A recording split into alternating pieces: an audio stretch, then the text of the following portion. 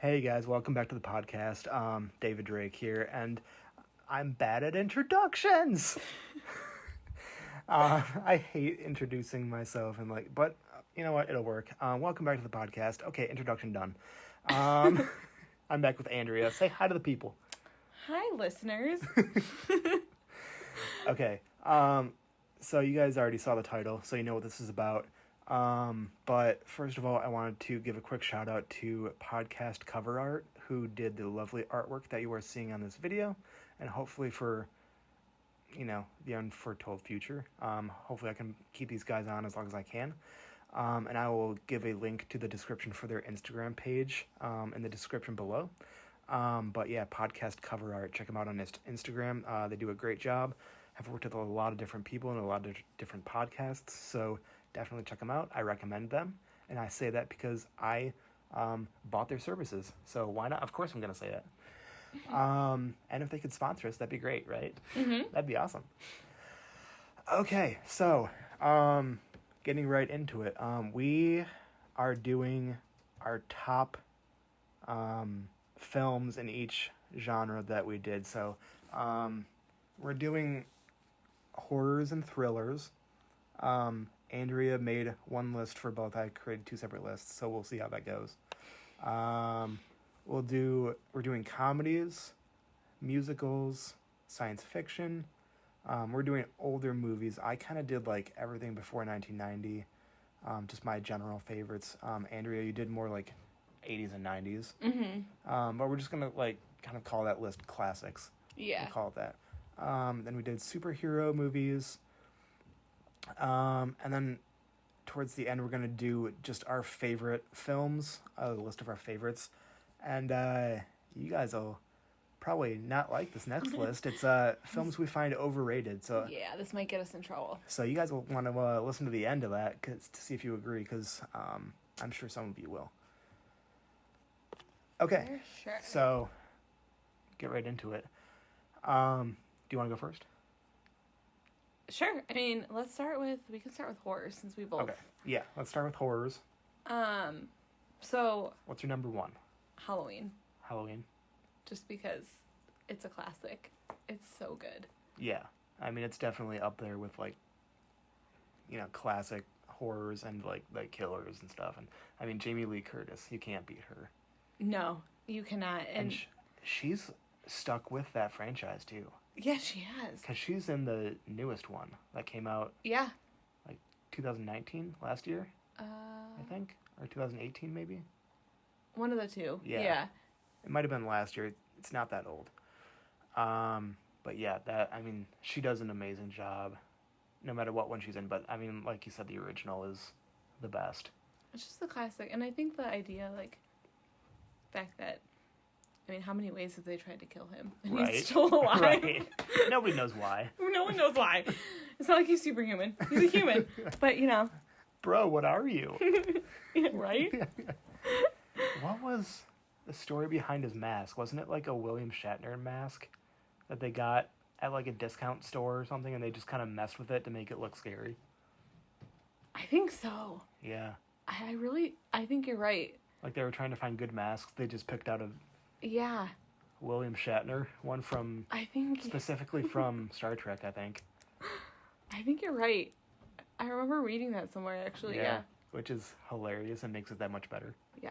And you know what's actually really funny is I heard in one of the scenes, it's actually a girl who's playing Michael Myers. I'm not even surprised. For, like, I don't know if it's not the whole movie, but for, like, a specific one scene, it was a girl.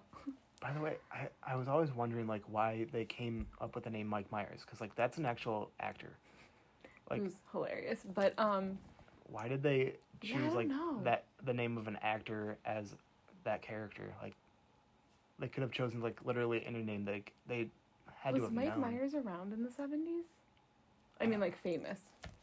I don't think so. But still, like, why? Yeah. It's weird. Yeah, it's not a very common name. Right. Interesting. I don't know. Good point. Yeah. Nice. So what is your favorite? Okay, so I have to be specific about this because I went with the Saw franchise, like which Jigsaw. which is great. But I want to be specific because I love the first one, like specifically Yeah. the first one, because that was like a lot of horror fans will tell you like that was a groundbreaking movie, like especially like in the 21st century, like not a lot of like original horror movies are coming out, especially like that. Well, yeah, the idea. Yeah, and especially the fact that like it was so low budget and it was shot in like a bathroom. You didn't need a lot of scenes. Right. And it did that well, and it's still known to this day. It's awesome. And also, it was directed by James Wan, who is, like, in my top list of favorite directors. Okay. So, I mean, that's, besides the point. That's for another podcast. But for the Saw films, like, first one was my favorite. The second and third ones were not as good as the first one, in my opinion, but they were still good because they had Jigsaw in them. Yeah. Well, it kind of followed the same Yeah. like storyline. Yeah. Where I feel like in the fourth. Well, you get into the fourth one and the ones after that. I mean, he's referenced, but like he's not like alive in it. Like, Yeah. sorry, spoiler alert, but like he dies after the third one. But yeah, I don't know. For me, like he's part of what made the movies great. So I would have loved to see him alive throughout the entire franchise. But you do what you gotta do. It fits the story, I Right. guess, maybe. Right. But Yeah. the first one was my favorite too, though. Yeah. I think it's just because no one ever thought of to do that. Yeah. To me, it's just so unique. So. It's definitely taken that torture to the next Right. level. Yeah. Well, I mean, that's another thing too. Is like it becomes just torture porn after a while. Basically. Like the first few were like good, but like after a while, it's like, bro, calm down. Calm down with the torture. They get getting like trying to outdo them. Yeah. Do themselves. And then you get to like whatever it is, the last one where it's just like the seventh one, and I mean, at that point it just kind of looks cheesy almost. Yeah. Like even the blood like doesn't even look like blood. Like it's a shade lighter Yeah. than what blood should be like. I know. Especially in the opening scene. Oh well. It's like when you watch old like 80s slashers and you can tell the blood is. Yeah. Like ketchup. Yeah. Whatever. Okay. Anyway. Okay. Which actually brings me to my second one, which is Nightmare on Elm Street. Yeah. Because Johnny Depp getting Right. sucked So up I'm by the assuming bed. you're also going with the original Yes. from the 80s. Yes. Yeah. Of course. Yeah. You got to. And I think that one is on my list just because of the fact that, like, with all the other slasher films, like, majority of them, I should say, like, with Mike Myers in Halloween, he always goes back to that town, right? Yeah. And, like, Jason, he's always at the camp. Right. Like, Freddy can come to you in your dreams. Right. And that just Yeah. concept is very creepy. Yeah. And, I mean, Robert Englund is incredible. Right? He's so good at, like, being insane. I know.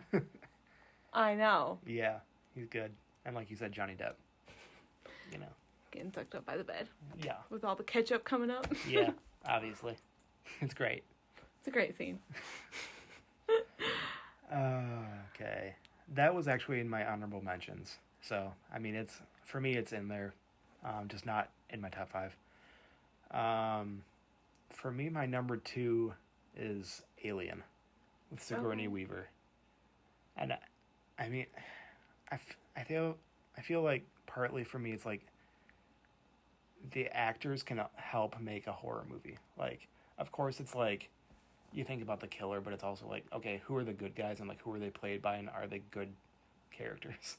Yeah, Because yeah. like for you, like Johnny Depp is great in Nightmare on Elm Street, and also like Sigourney Weaver in Alien is amazing.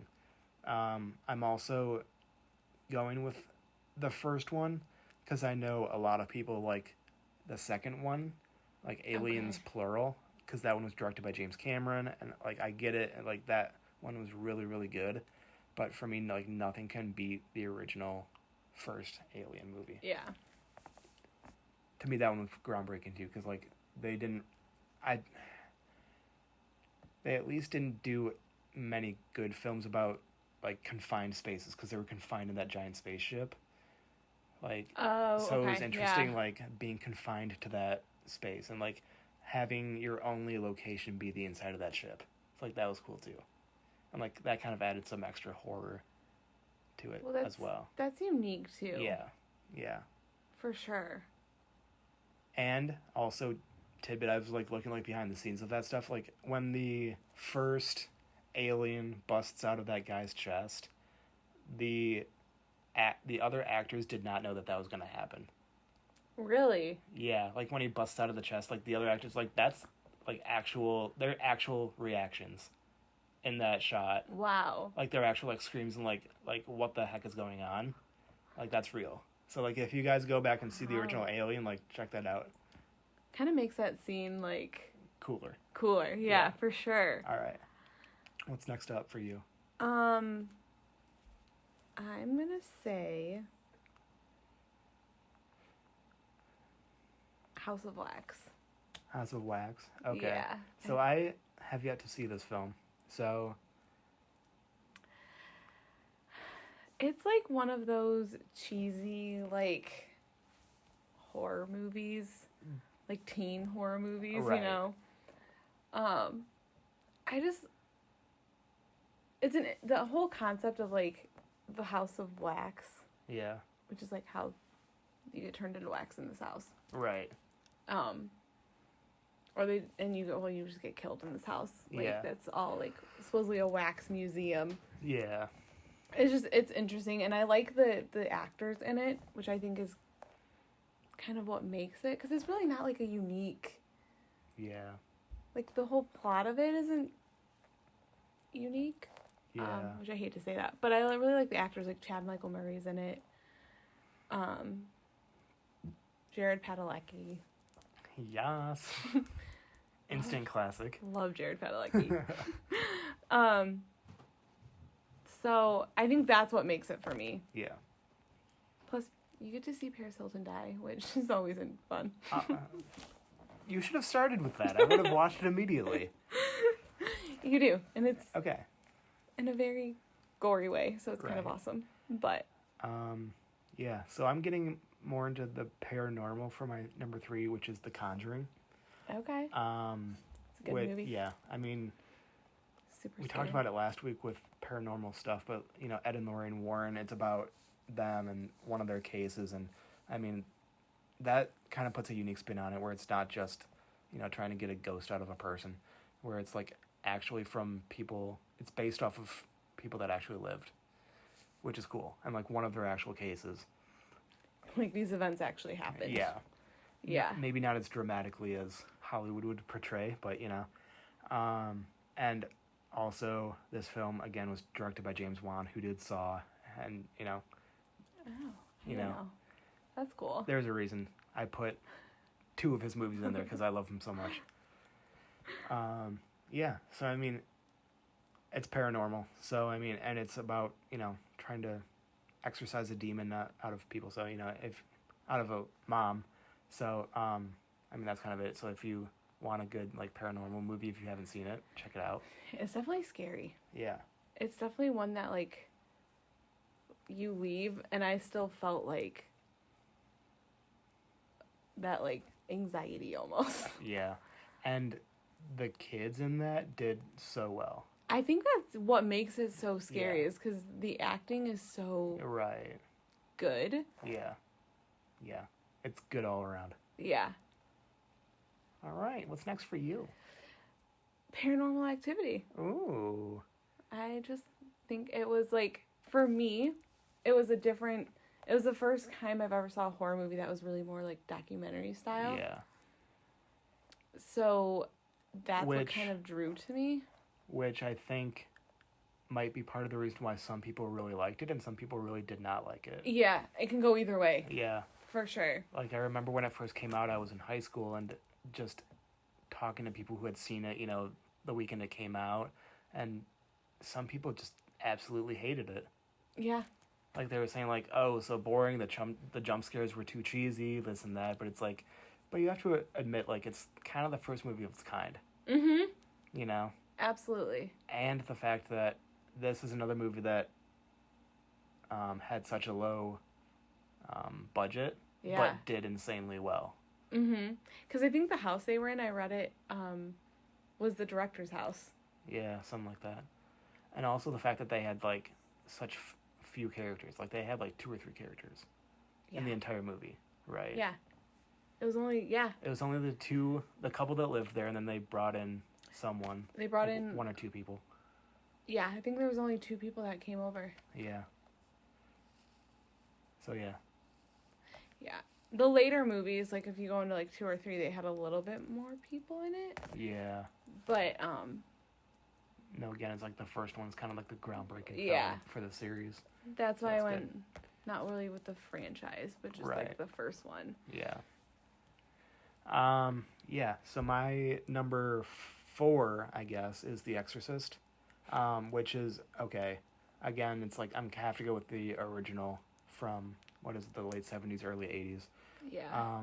Just because, okay, first of all, like, nothing had been created quite like this before this movie came out, and also, like, I talked to people, I had a teacher in high school who said she was a teenager when this movie came out in theaters, and she went and saw it, and she said, like, at that time, that was one of the scariest horror movies that had ever come out.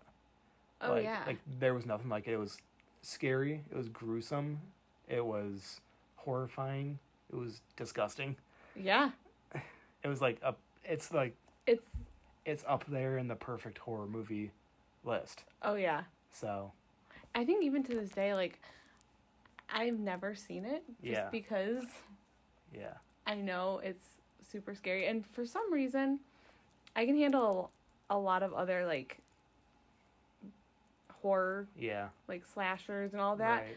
But when it comes to just exorcisms, it And, gets to me.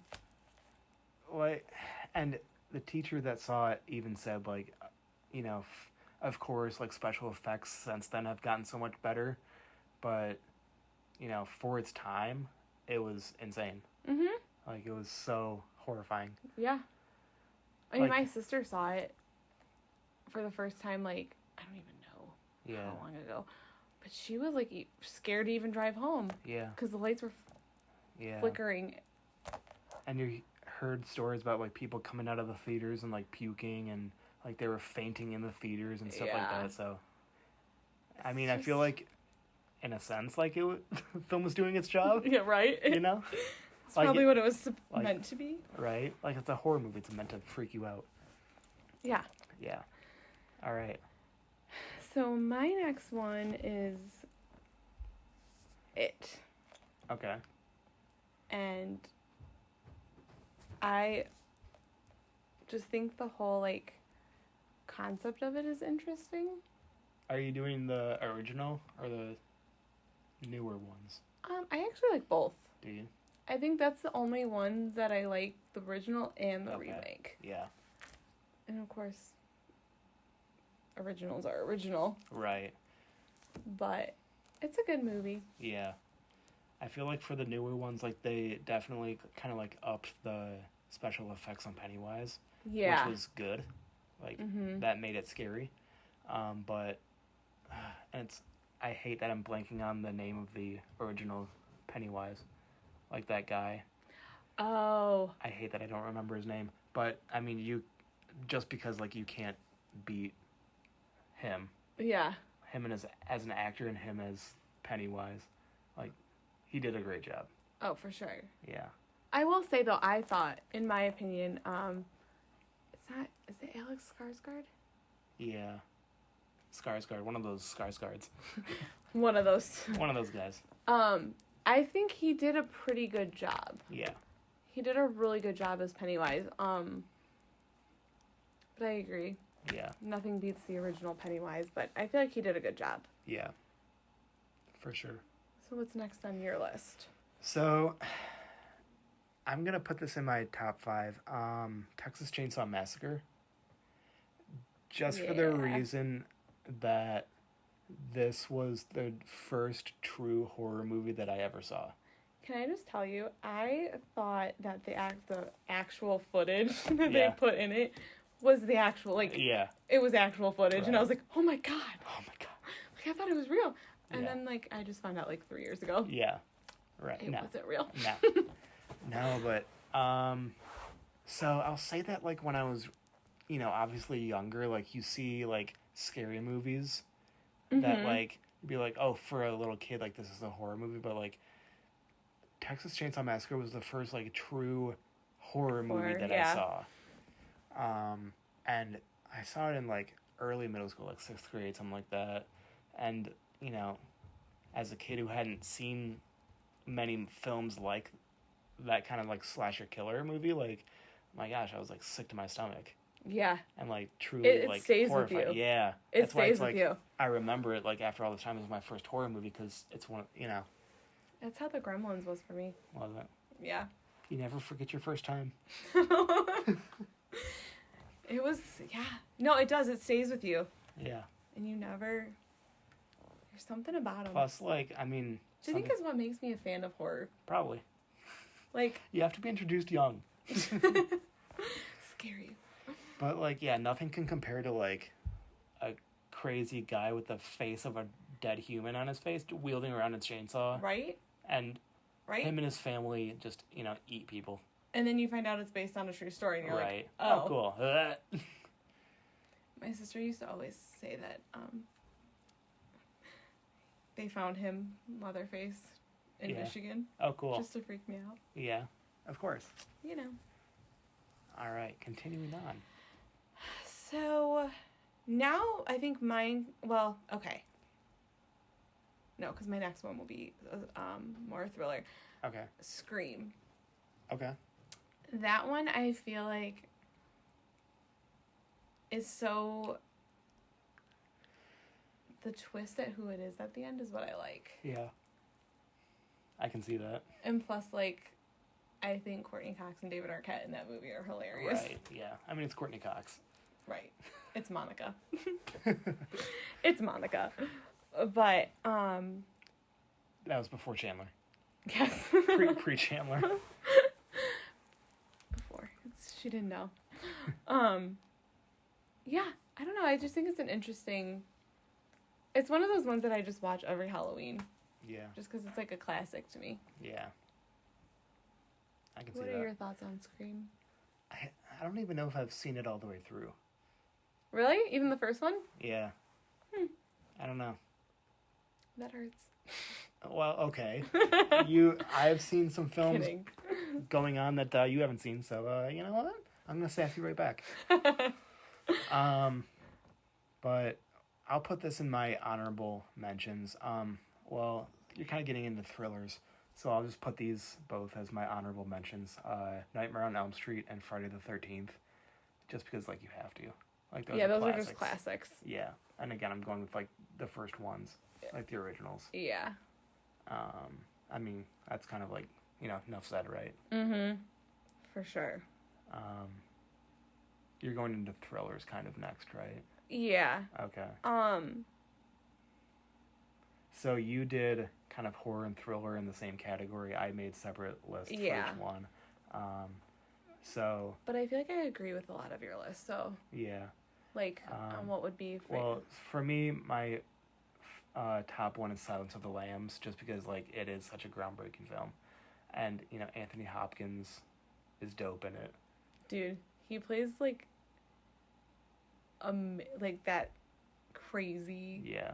Like, perfectly. His voice, his stare, just, like, everything Oh my god, him. Yeah, it's, like, insane. Like, every time I watch it, I'm just like, is he actually, like, a killer? Right? He just, like... He might be. We don't know. He might be just be really good at covering it up. I don't know. Will the world ever know? No, probably not. We don't know. Yeah, but he definitely, for me, made that film.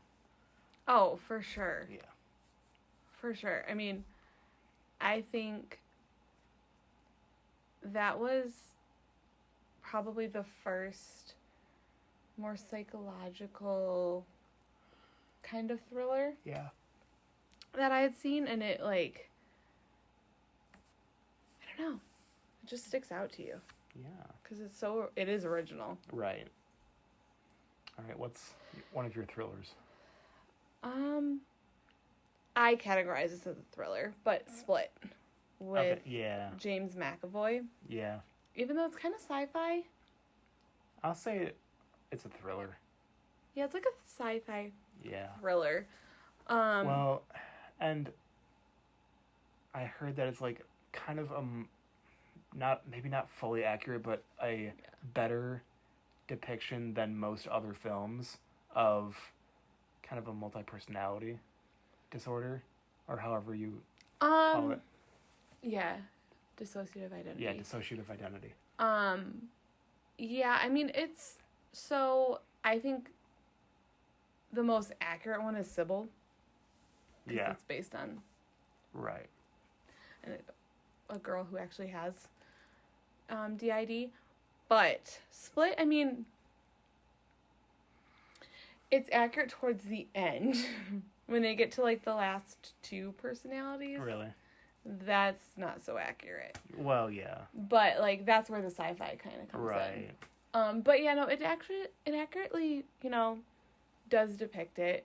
And James McAvoy does a great job with, like, going from one personality to the next. That's one where I feel like you have to be, like, solid with your acting skills to kind of pull something like that off. Oh, yeah. Oh, 100%. Because there's one scene, and I don't know if he did it all consecutively, like, filmed it all consecutively, but he goes from, like, one personality, and then, like, literally you see him change into the next one. I think I saw that he does, like, do that in one take, or not one take, Yeah, and it's insane. Like, he does such a great job at it. Yeah. He, like, got up there as one of my, like, favorite actors because of his performance in that movie. Yeah. And the entire time I'm just thinking, like, wait a minute, you're Mr. Tumnus from Narnia. Like, what's going on? Right. You're going as this little fawn guy to, like, this crazy... You were so nice. Right. And now you're, like, kidnapping teenage girls. What's going on? And this is just... What? You go from kidnapping a little girl to kidnapping teenage girls. He's just up in his game. But... yeah. So what is your next one? So this next one I might just kind of gloss over because I talked about it in my first podcast. A Quiet Place. I mean, it's insane how amazing it is, and I could just rant about it for hours. It's so good. Yeah. I mean, the cast is great. The little girl who is deaf in that movie is actually deaf, which makes it that much of a better performance. John Krasinski and Emily Blunt are a power couple. Yeah, it's just great. And, I mean, that's another one where it's, like, it's unique in the fact that it's quiet for the entire film. Like, they put a unique spin on a thriller movie. I might do my next one just because, like, you combined your horrors and thrillers. Yeah, go ahead. Okay. I'm going with Psycho. I've never seen that one. Classic horror movie, and also one of, like, the top rated films of all time. Which is for a good reason, because it's such a good film, and, like, this, like, yeah, it's an older movie, but, like, the suspense, for me, like, is great. And I remember the first time seeing that, and just thinking, like, this is such a great movie, and it's, like, part drama, but, like, halfway through it kind of switches to a thriller, so for me, it's great. If you haven't seen it, like, of course, there's, like, a plot twist at the very end, and, like, you haven't seen it, Andrea, so, like, I won't spoil it, but, like, it's one of those, like, if you have seen it, like, you know why it's a great film. And if you haven't seen it, shame on you. It's on my list. Okay, It's more homework that you're giving me. Right. Okay, so what's next for you? I will say I have to agree with your next one, which is The Shining. Okay. Yeah, this is my number 4, by the way. I agree with that one. That is just Jack Nicholson. Yeah, Jack Nicholson. I mean... That's all you need to say. Yeah. I mean, I feel like if it were anyone else, the movie would not be as great.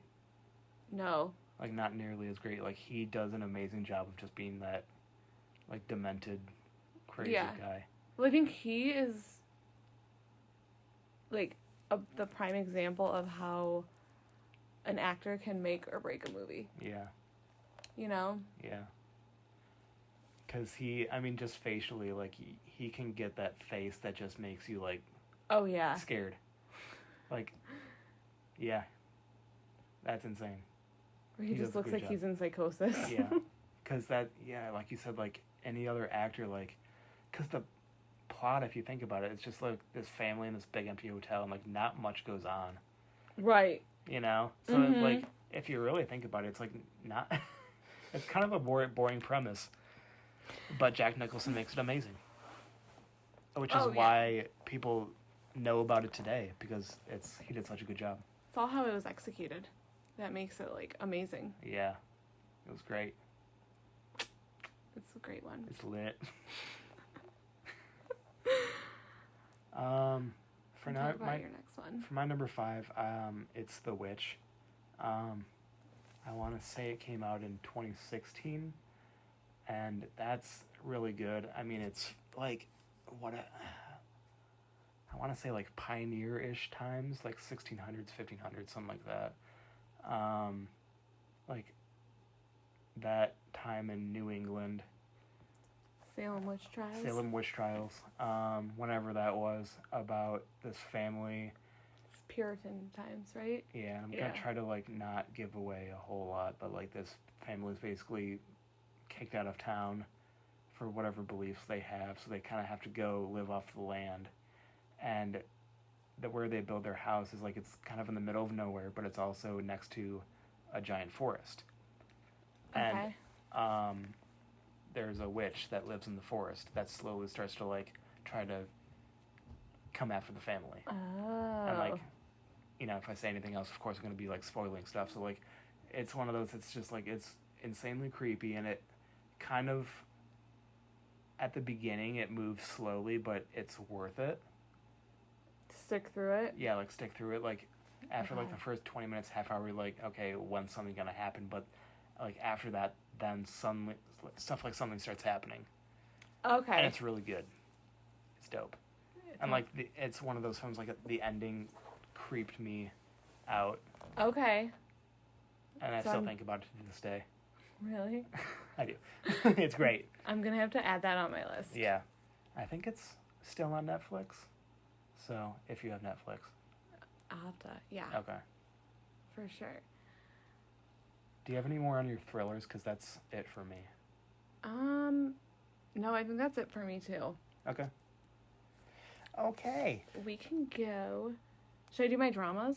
Yeah, okay, so you did dramas.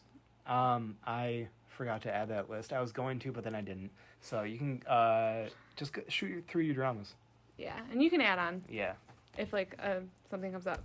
So I think my number one drama that I love. Yeah. Is American Sniper. Yeah. I don't know why. Yeah, it's a great film. Well, I think the whole just his story is heartbreaking. Yeah. Like you survived 4 deployments and then come home. Right. And get shot. Like that's just heartbreaking. Yeah. And I think the way they did it and how they like told the story is great. Yeah. And of course Bradley Cooper's acting was the best. Great. I think that people kind of give him smack because of The Hangover and like, oh, you can only do like those goofy buddy comedies. Yeah. But like, if you put him in a serious role, like he will like own up to it and do a great job. Oh yeah. I mean, like the way he depicted Chris Kyle was like. Because I think that's the film that I saw him in it, and I'm like, dang, like this guy is actually like a good actor. Yeah. Yeah.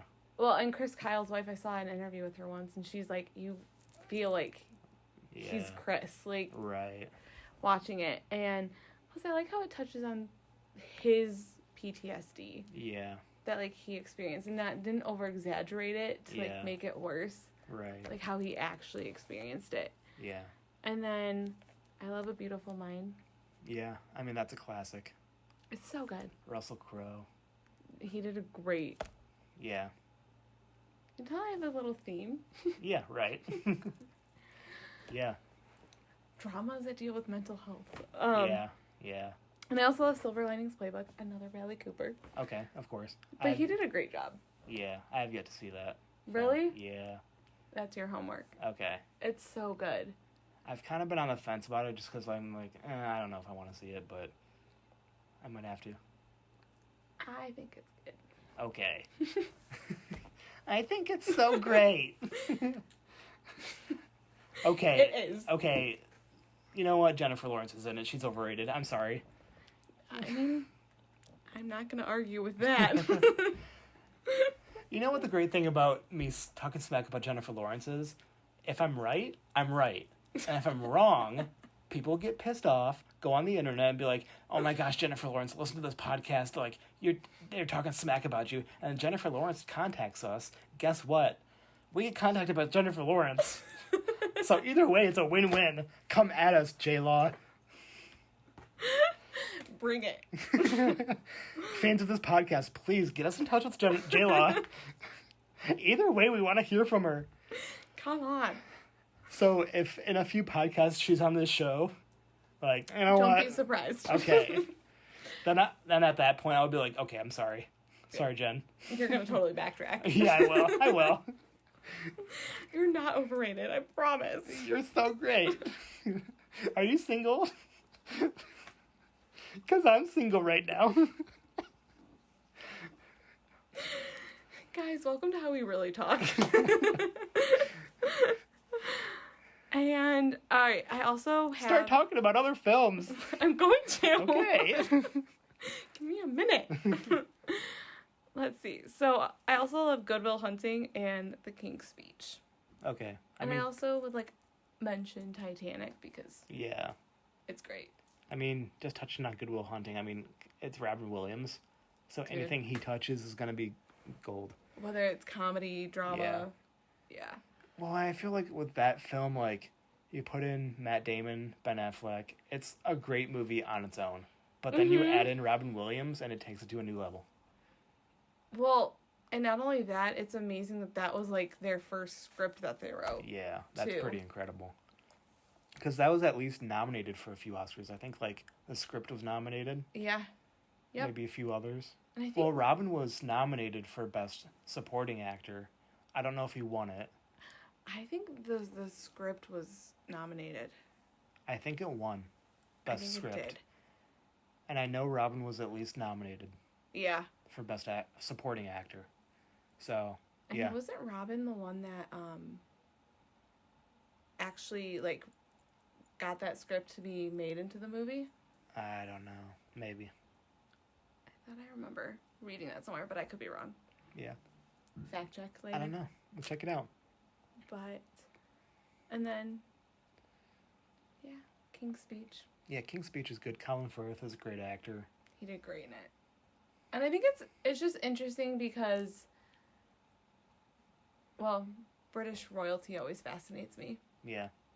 But the way, and Is it because they used to rule us? Do you have separation anxiety? Yes. You want them back. I want to go live in England. Start singing Jackson 5's I Want You Back. I just think it's interesting because, all their, traditions. Yeah. And then Meghan Markle came in and she's like, right. Okay. None of those. All right. Come at me, Meghan. Right. But, and I also think Helena Bonham Carter is great in that movie because it's not a role that you typically see her in. Well, I always just instantly go to, Bellatrix Lestrange. Well, of course. And how much I hate her when she's like, I can't see your flag. It's like, I'm about to kill you. Yeah, pretty much. Yeah, but she did good, too. Yeah. That's what stood out is she's not typically in those roles, you know? Yeah. Okay, moving on. Should we go on to comedies? Comedies, yes. Okay, I need to do my number one because it's Blazing Saddles. Mel Brooks, Gene Wilder. I mean, I could do an entire podcast about this movie. It's really good, and Mel Brooks as a filmmaker is he's my inspiration, and Gene Wilder, like, you cannot beat that guy. It's really good, and like if you haven't seen it, like, please just like turn off this podcast. I appreciate you listening, and I'll see you later. See you next week. But if you have, you'll understand like why it's that good. So, like I said, I could do an entire podcast about this. Must be good if you're telling them to turn off the podcast. Right? Yeah. Because I'll never be that good. So just turn it off. Just please stop listening to me. Get out of here. Go listen to that. Yeah. So what's your number one, or towards the top of your list?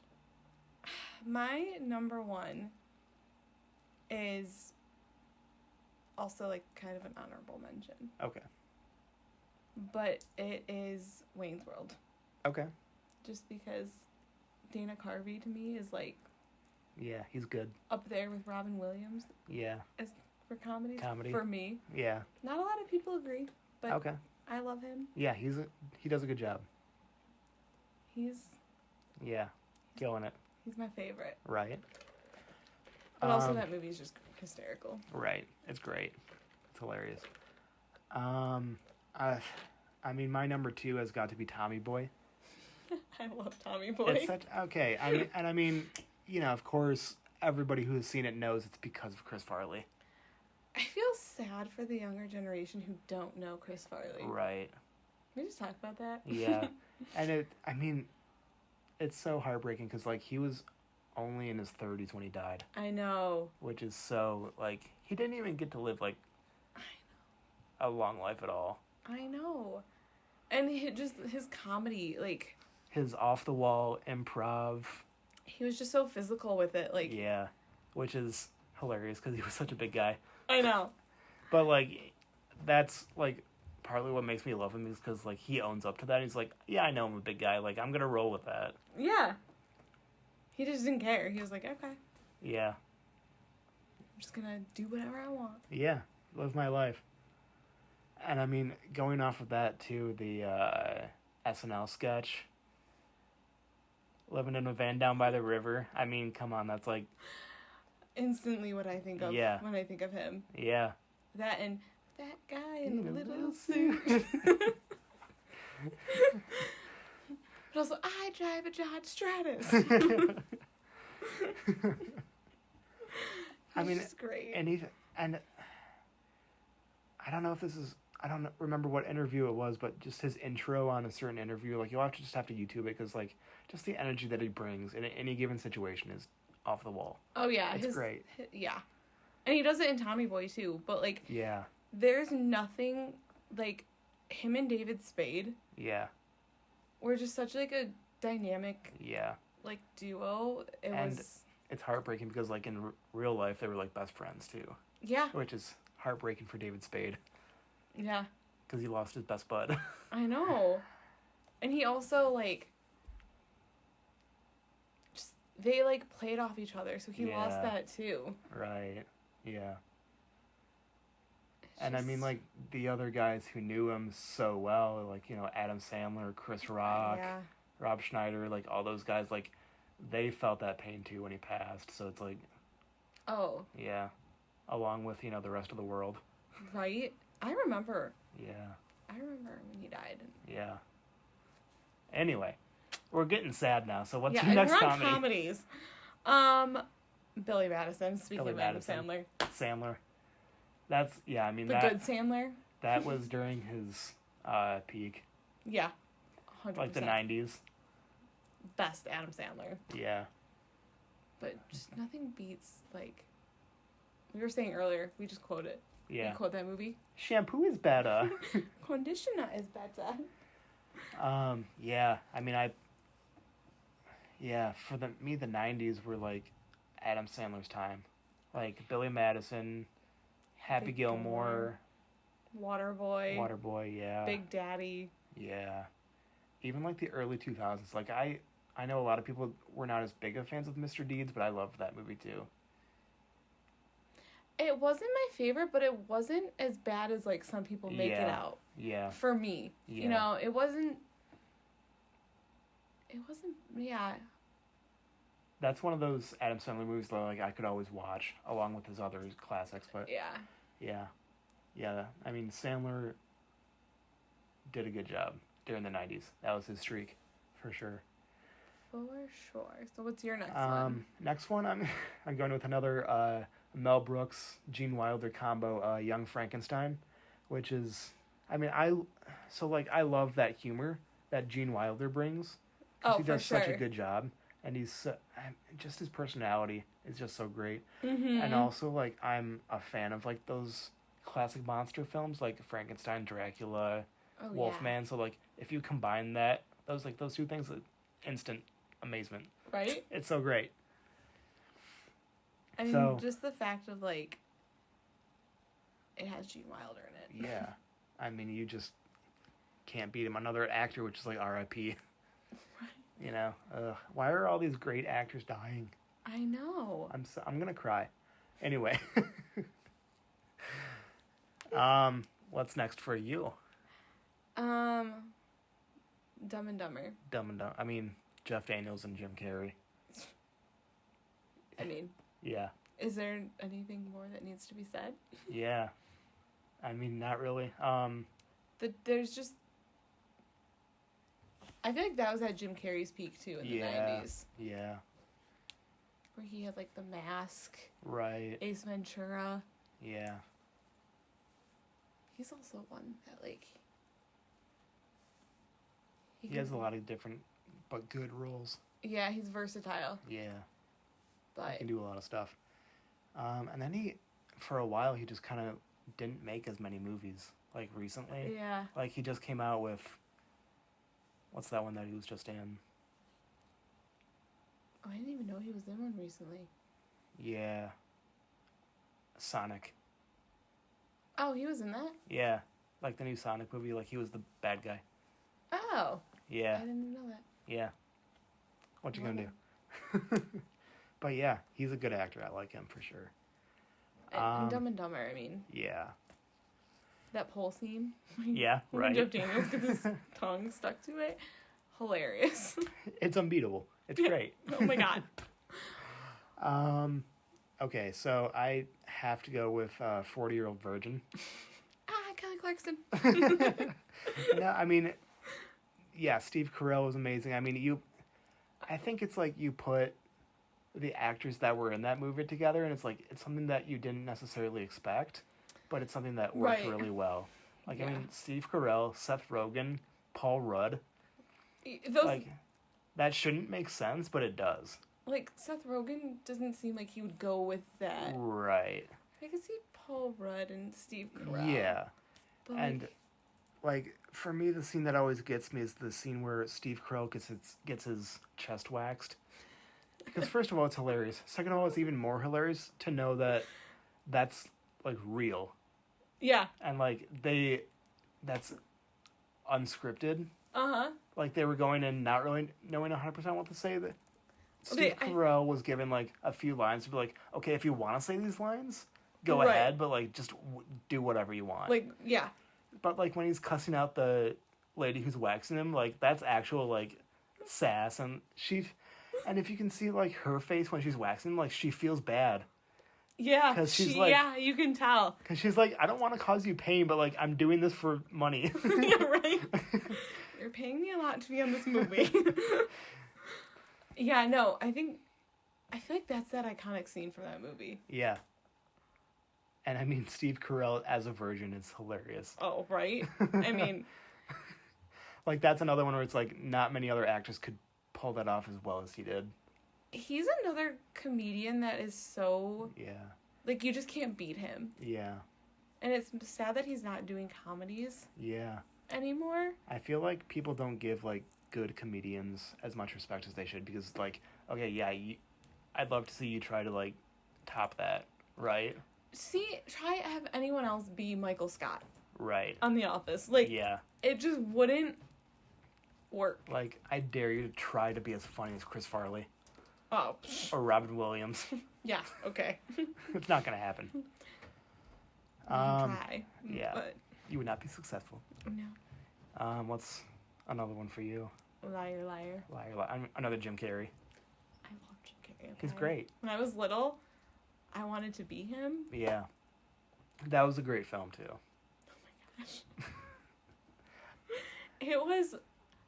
There's so many great lines from it. Yeah. And just, like... Even, like, the part where he's in the courtroom and he can't lie. Yeah. And then he goes in the bathroom and just how, like, physical he is. Right. Like, just punching everything is great. Yeah. You totally know that the director was just like, just do whatever you want. Oh. Like, we'll roll the cameras, but you can do whatever you want. Just destroy it. Yeah. Just act like crazy. Right. Yeah. Jim Carrey is a great comedian, especially from the 90s. Yeah. So. What's your next one? So I just put this in. I mean, I could have put a lot of comedies in, but, like, yeah. You know, I had to limit it, so I put Caddyshack in just because, you know, Bill Murray. It's a classic. Bill Murray is great. A lot of great lines, a lot of great scenes from that. It's just, I mean, yeah, it's just great. It's a classic, for sure. Yeah. Yeah, I mean, enough said.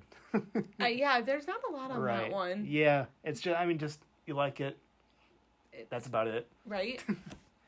Yeah, how about you? The Hangover. Hangover. Just because, you know. Yeah, good 21st century comedy. It's great. Yeah, it is great. I think, honestly, for me, what makes it is Ken Jeong's character. Yeah. Mr. Chow. Mr. Chow. He's great. I feel like that's another movie that, like, I feel like they went into the meeting room and were like, let's make a movie about, like, a bunch of hungover guys. Yeah. And I could see, like, whatever company said yes to them being like, okay, what's going on? Mm-hmm. Like, that should be a movie that, like, shouldn't work, but for some reason, it did, and it was hilarious. Oh, yeah. And it became, like, an instant, like, everybody loves this movie. Yeah. I feel like now it's more you either love it or hate it. Yeah. Well... Or you feel it's overrated, I should say. Yeah. And I also know that people were kind of given hate on the second one because it's like, oh, you just copied the first one. I'm one of those people. Yeah. I mean, I am too. And then I feel like the third one definitely was not as great.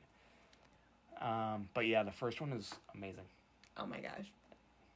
And, like, the scene where Mr. Chow jumps out naked. Yeah. And the fact that Ken Jeong said that wasn't really in the script. Right. And he just decided to do that. Yeah. And, like, that he was literally naked. I think it makes that scene all the more funny. And it put his name on the map, too, because like, now everybody knows who he is. Ken Jeong. Oh, yeah. He's great. For sure. Yeah.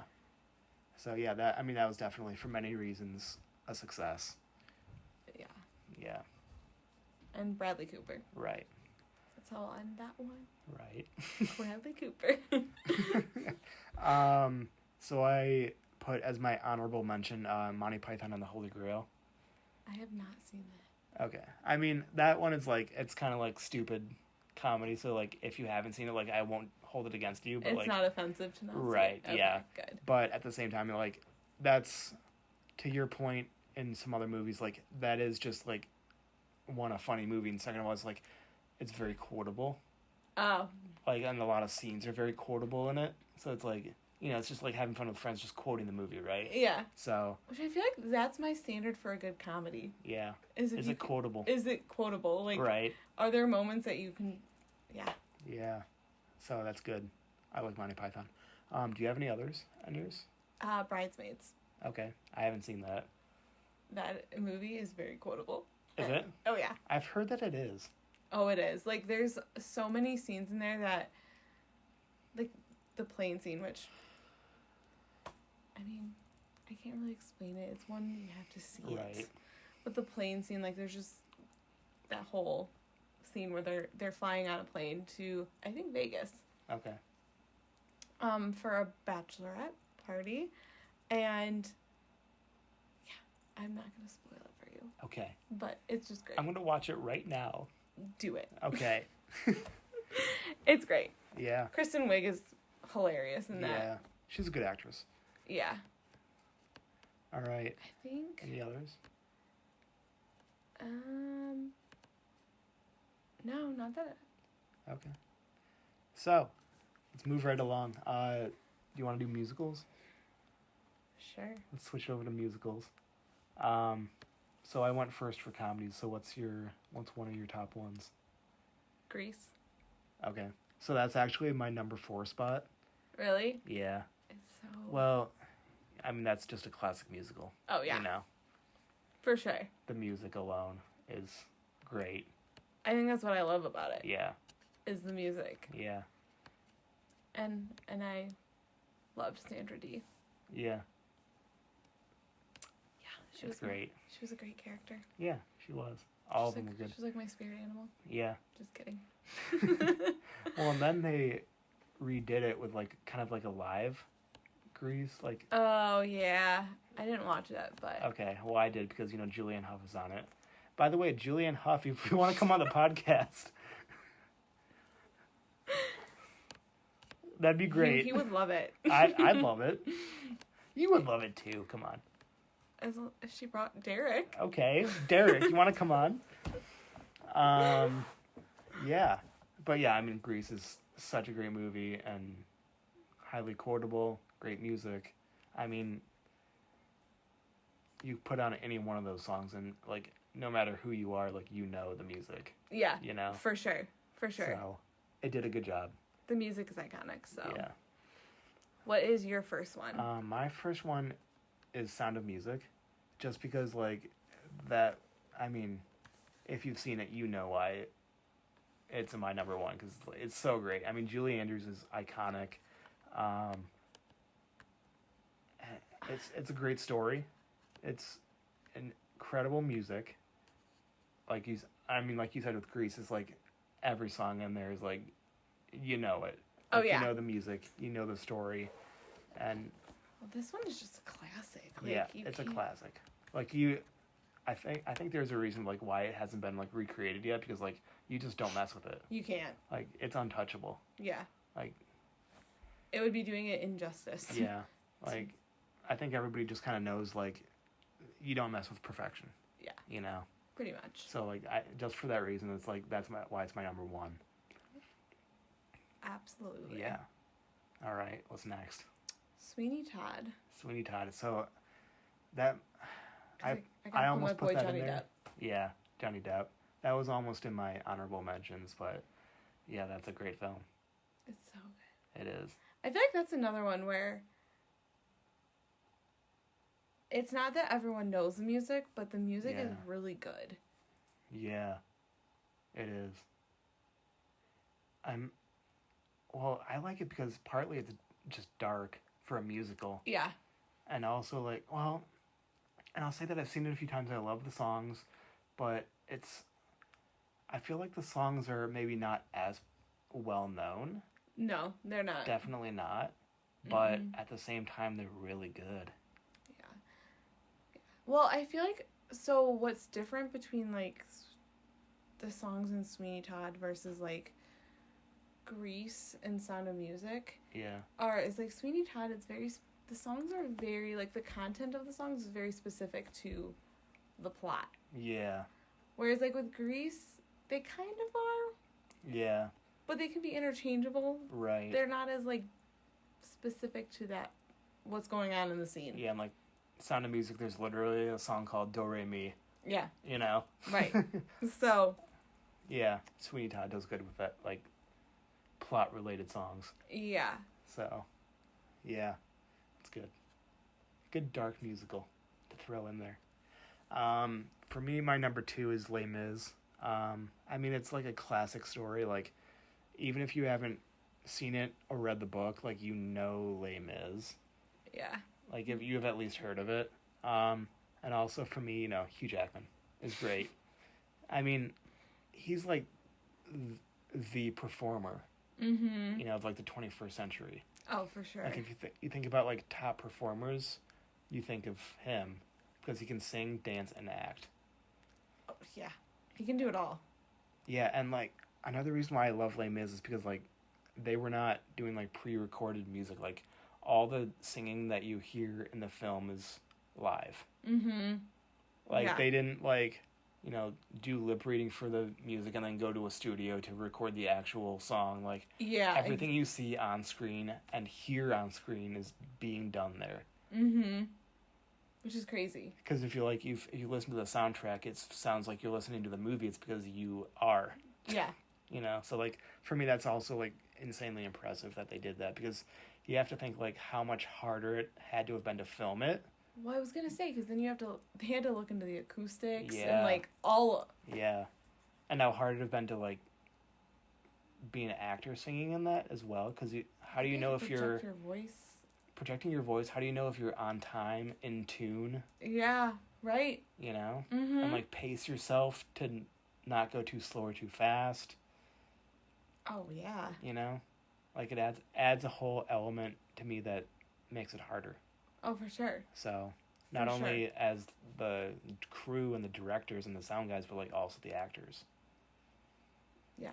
And of course, like Anne Hathaway's performance is amazing.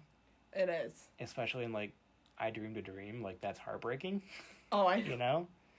So yeah. Like I saw it in theaters, but I saw it like towards the end of its theatrical run. So I heard all my friends talking about like, oh my gosh, you're gonna love it. You also might cry. And you'll know exactly which part it was. I'm like, okay, it's Anne Hathaway's scene. You knew instantly. Well, yeah, and once that scene came up, because like obviously, like if you've seen it, like her character basically sells her body to, right? You know, it's heartbreaking, and then she like cries that like there's no like decent guys in the world, and I'm like, okay, well, first of all, settle down. Have you met me? Just kidding, I'm terrible. We don't have to get into that, though. It's another podcast. Right. No, it's not, Andrea. But yeah, great movie. All right, next up. This one's embarrassing. Okay.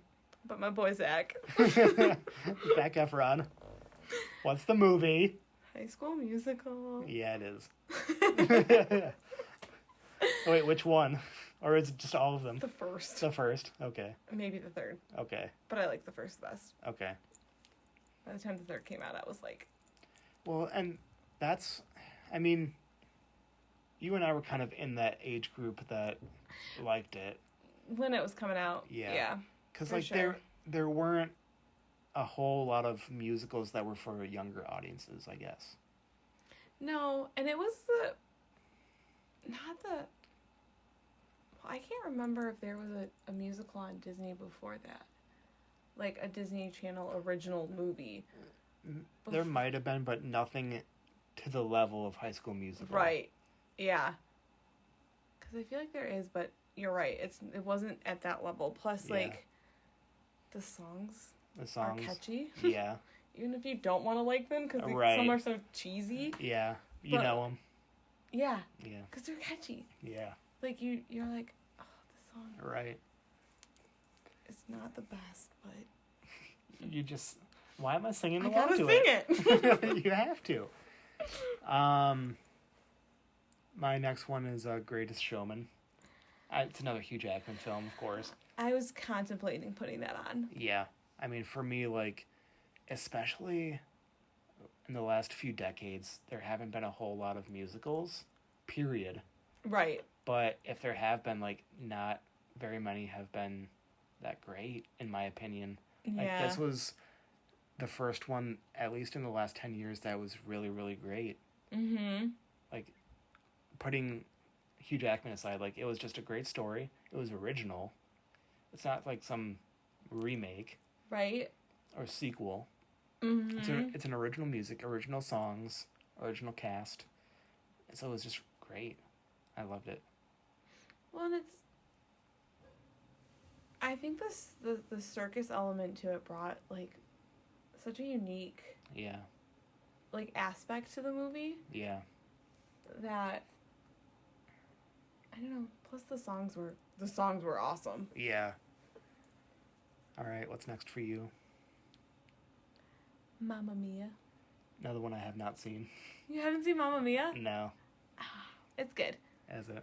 It's more of where the story isn't what gets me. It's the music. Okay. It's ABBA. Yeah. So. That makes sense. Yeah, it's more...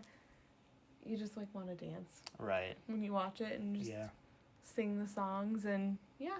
Yeah. Plus, the story's kind of interesting. Is it? I'll put that in my queue. Yeah, that's your homework. Okay.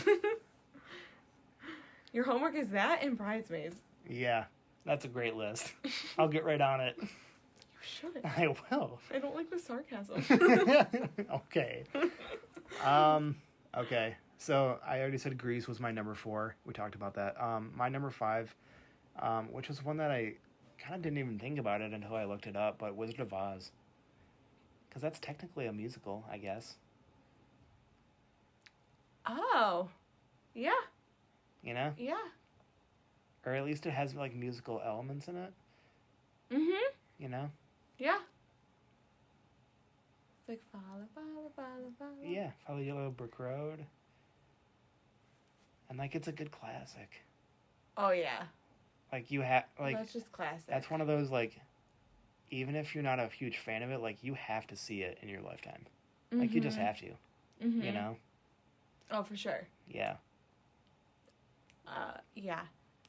But I'm, like, still... Like, even if you're a Christian and, like, you're going up to heaven and God's just like, have you seen Wizard of Oz first? You're not coming up here until you've seen it. I'll let you live for another 2 hours. Go see that movie. Then you can come up. Really? It's that level? Yeah, it is. Don't worry, I talked to God. That's what he's told me. Oh. Yeah. Okay. All right. Yeah. I'm glad you and God are so tight. We are. It's great. But yeah, and the characters are great. By the way, do not see Return to Oz. I didn't even know there was a Return to Oz. Yeah, because that came out, like, literally decades after Wizard of Oz. So, of course, they're going to be like, okay, Dorothy is... Okay, Judy Garland, who was the original Dorothy, she's now, like this 10-year-old girl, played by a 10-year-old girl, which makes no sense, first of all. Yeah. And she, like, returns to Oz. Like, it's another, like, dream or whatever, but, like, there are different characters that are not as great, in my opinion. And... Interesting. Yeah. And the Scarecrow makes a return, but it's, like, a cheesy, low-budget Scarecrow. Oh. Yeah. Ooh, I can see that being bad. It was not great. Like, sorry, Return to Oz. That wasn't a great film. Moral of the story, don't go see it. No, please don't. And then, so moving on from Wizard of Oz, I mean, my honorable mentions are Singing in the Rain and West Side Story, because you have to. All classics. I mean, classics. I mean, enough said. And we can't really forget Mary Poppins. Yeah, true. Another Julie Andrews film. Just classics that are just great. Yeah. All right, let's move on, because we're already an hour in. We might have to redo this. We'll see how it goes. We'll try to move through the next ones, because, like, the next several, like, I can just shoot by. Do you want to do sci-fi? Yeah. Okay. I can start. Yeah. We were debating earlier if this was actually sci-fi or more fantasy, but right. I'm going to call it sci-fi. Okay. But it's also on my favorite movies list. Yeah. The Harry Potter franchise. I mean, that could be sci-fi. I think so. Yeah. Because, I mean, listen, there could be another world. Right. You never know. But... No, those are good films. I mean, obviously. I mean, I'm a huge Potter nerd, so... Yeah. That's a whole nother subject for a whole nother podcast. Yeah. I could go on and on for hours on yeah. Harry Potter. Let's stop you there. Yeah. We'll just... Yeah. For me, my number one... I mean, again, this is a very popular group of movies, but the Matrix films. Keanu Reeves. Yeah. Keanu Reeves. And those films are like... Yeah, for me, the first one is great. And the people really...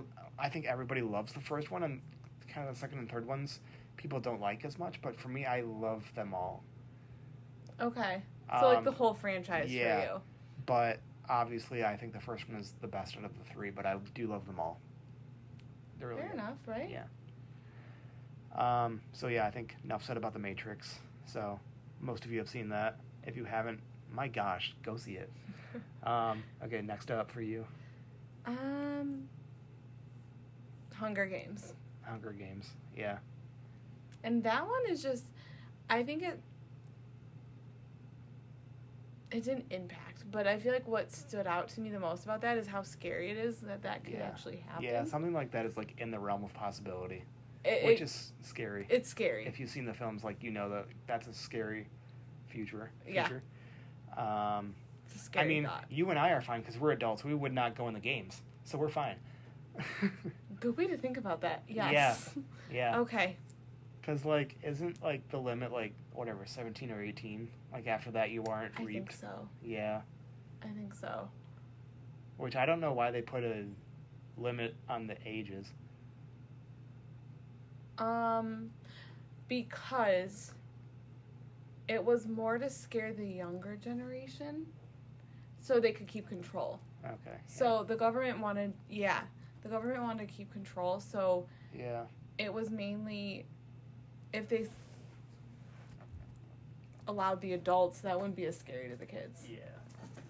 You know? Okay. Yeah, that makes sense. Okay. So, what is yours? My number 2 is, and I bumped this one up my list, is Interstellar with Matthew McConaughey. Because, have you seen it? I have not. Okay. Honestly, like, I know I've given you sass about, like, the previous ones you haven't seen, but, like, this is honestly one that you have to see. I've heard this one's amazing. Because the whole idea is, like, it's set kind of in the not-so-distant future when the Earth is starting to run out of natural resources. So they're looking for, like, another planet, literally anywhere in the universe where they could send Earth's inhabitants. Oh.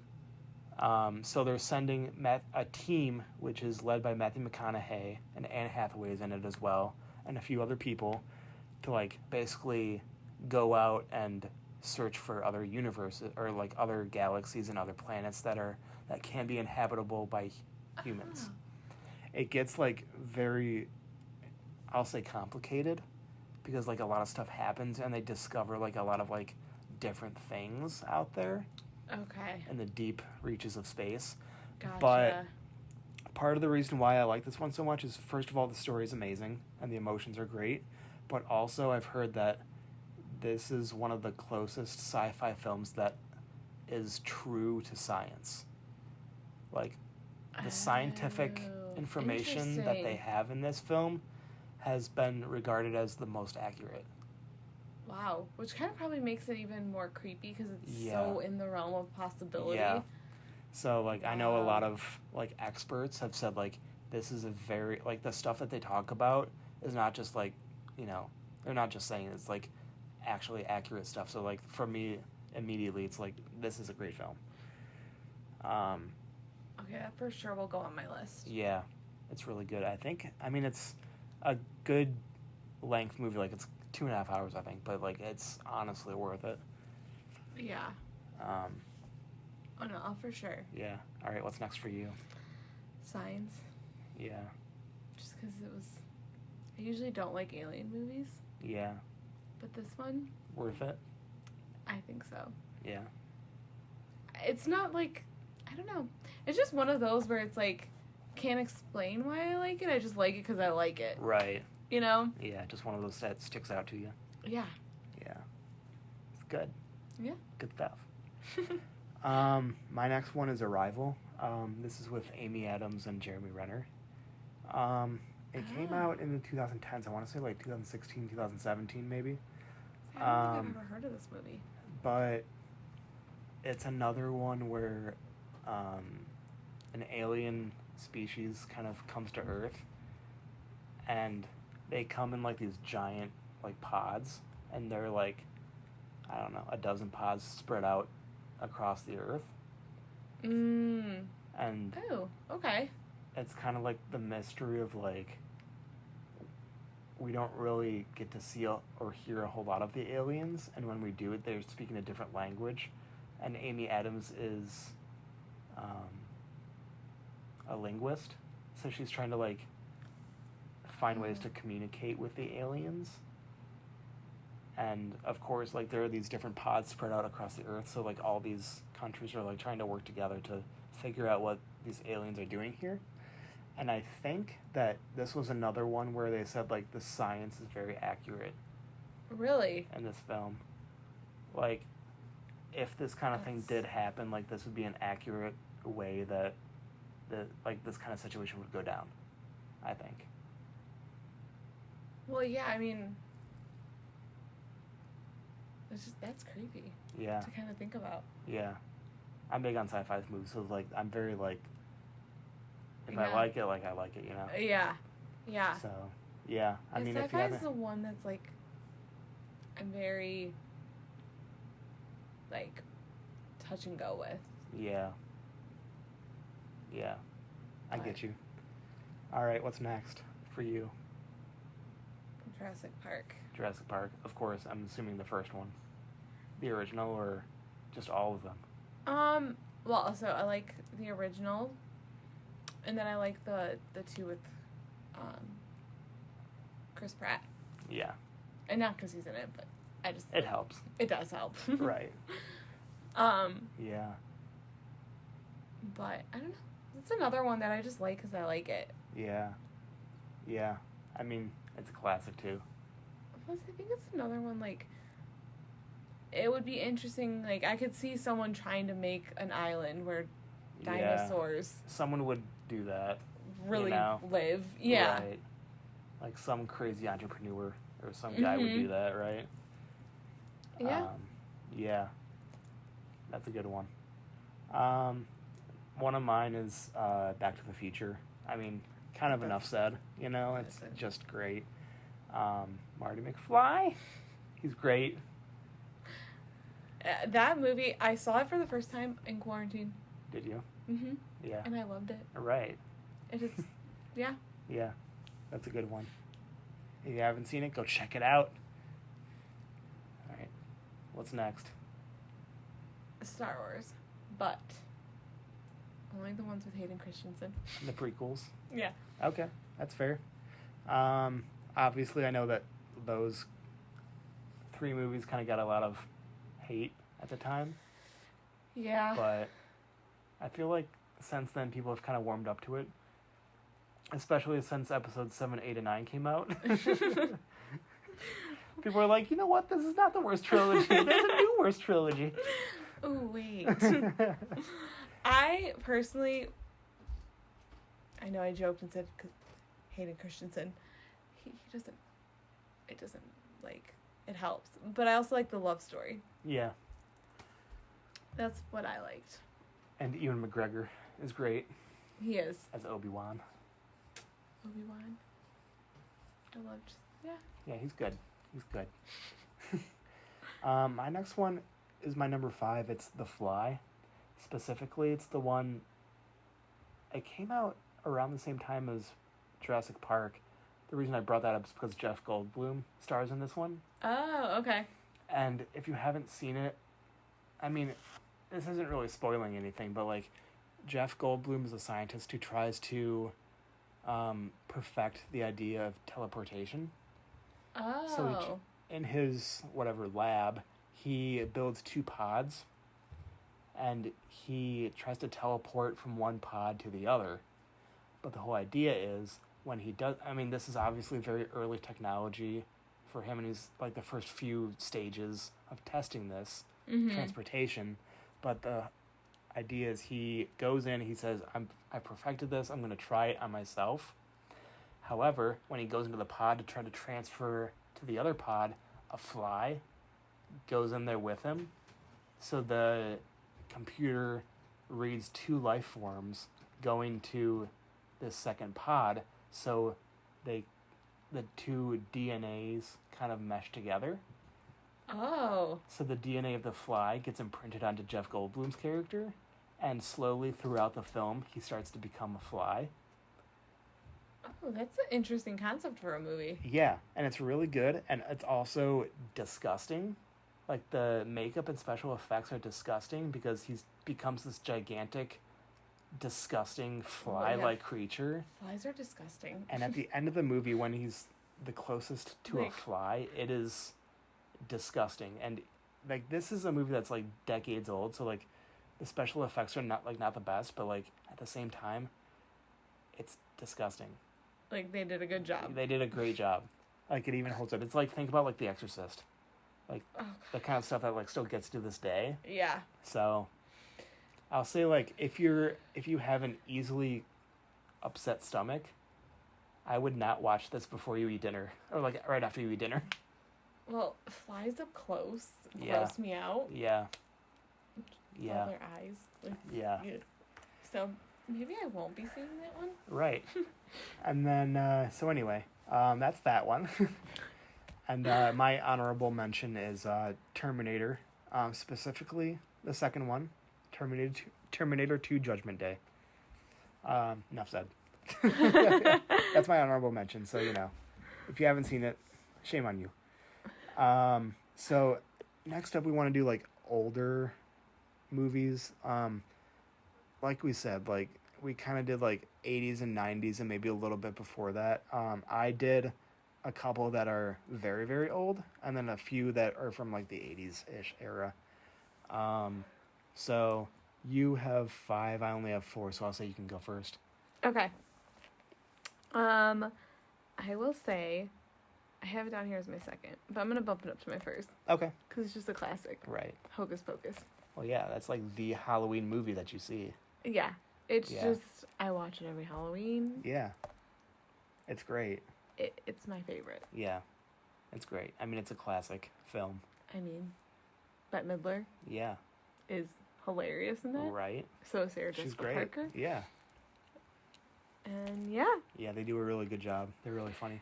Yeah. And going to Salem and, like, being, like, where they filmed a lot of it, you felt like you were part of the movie, so it was cool. Yeah. It was cool. Yeah, that's awesome. That's really cool. All right, what is your first? My first one, and this is borderline one of the ones that can also go into my favorite films of all time. It's Apocalypse Now. Have you seen it? I have not. Okay. I've heard it's good, though. Yeah, and, like, this is... I mean, it's technically a war movie, I guess, because it happens around the Vietnam War. But it's not, like... This is kind of, like, in a sense, like a side story of the Vietnam War. It's, like, something that happens in that area while the Vietnam War is going on, but it's, like, a different, like, story. Oh, okay, I gotcha. Yeah. Yeah. But, yeah, Martin Sheen is in it. He's insanely good. And, like, I know everybody thinks, like, oh, like, drugs. But, I mean, he did such an amazing job. Robert Duvall did great. And then I forget the name of the guy that played Kurtz, Colonel Kurtz. And you guys are gonna hate me. I know you are, but, like, he did such an amazing job in that. So, I mean, if you haven't seen it, like, please, for me, that's my favorite movie that involves a war. Okay. Yeah. Like, I know there are a lot of, like, war movies, but, like, that's my number one. Okay. So, yeah. Apocalypse Now as in go see it now. Go see it right now. Go check it out right now. After you listen to this. Yeah. No, right now. Screw this podcast. Apocalypse Now. I should rename my podcast to Podcast Now. As in, listen now. That's the new name. Okay, what's yours? What's your number 2? Ferris Bueller. Ferris Bueller's Day Off. Bueller. Yeah, that's another one that's, like, so quotable. Mm-hmm. And, like, my mind always goes to the parade. Oh. When he's doing the twist and shout. Yeah, yep. Up on his car. Yep. Yeah. I think that's one of the reasons why that's my favorite Beatles song. Yeah. Yeah. Because it's just... It's great. Yeah. But I think, Like, if you think about the premise of it, though. Yeah. Like, it's just a kid skipping school. Right. Like, why is this... You don't think it would be that, like... And he's kind of being terrible to his best friend, too, if you think about it. Like, he's making him skip school, too, when he's actually sick. He's making him come over, and then, like, they steal his friend's dad's car. I know. You know? I know. Like, what's up with that? And then, like, the girl, is that his girlfriend? Or is that just, like, a friend? I don't know. It's his girl. He wants to date her, and I think at the end they get together. Because I could be wrong. Because Ferris, being the bad influence he is, he pulls her out of school. Yeah, and Ferris makes his friend pretend to be her dad? Yeah. Yeah. Mm-hmm. Like, Ferris is not a good guy, if you think about it. Like, yeah, it's like a ha-ha kind of movie, but, like, Ferris, bro, you're not a good guy. But I feel like it's such, like, a typical 80s teenage, it like, is. How do we get out of this? Yeah, right. Like, what? Think about it. They didn't have social media back then. Right. So they could get away with a lot more. And I'm also thinking, like, all the stuff that they did in one afternoon. Yeah. Like, that shouldn't be possible. Like, they went to a ball game. They went to a parade downtown. They went to a museum, I think. They went to the top of one of the towers. Like, the Sears Tower. Yeah. Uh-huh. Like, you don't do all that in, like, a few hours. No, because they would only have the school day. Right. So. Yeah. But, and that's what I think is so great, like, genius about it. Yeah. Is because literally, it's just a kid skipping school. Yeah. Like, it's great. It shouldn't be as good. Right. Yeah. But that's a good one. It's hilarious. So my next one is like well, it's almost a century old.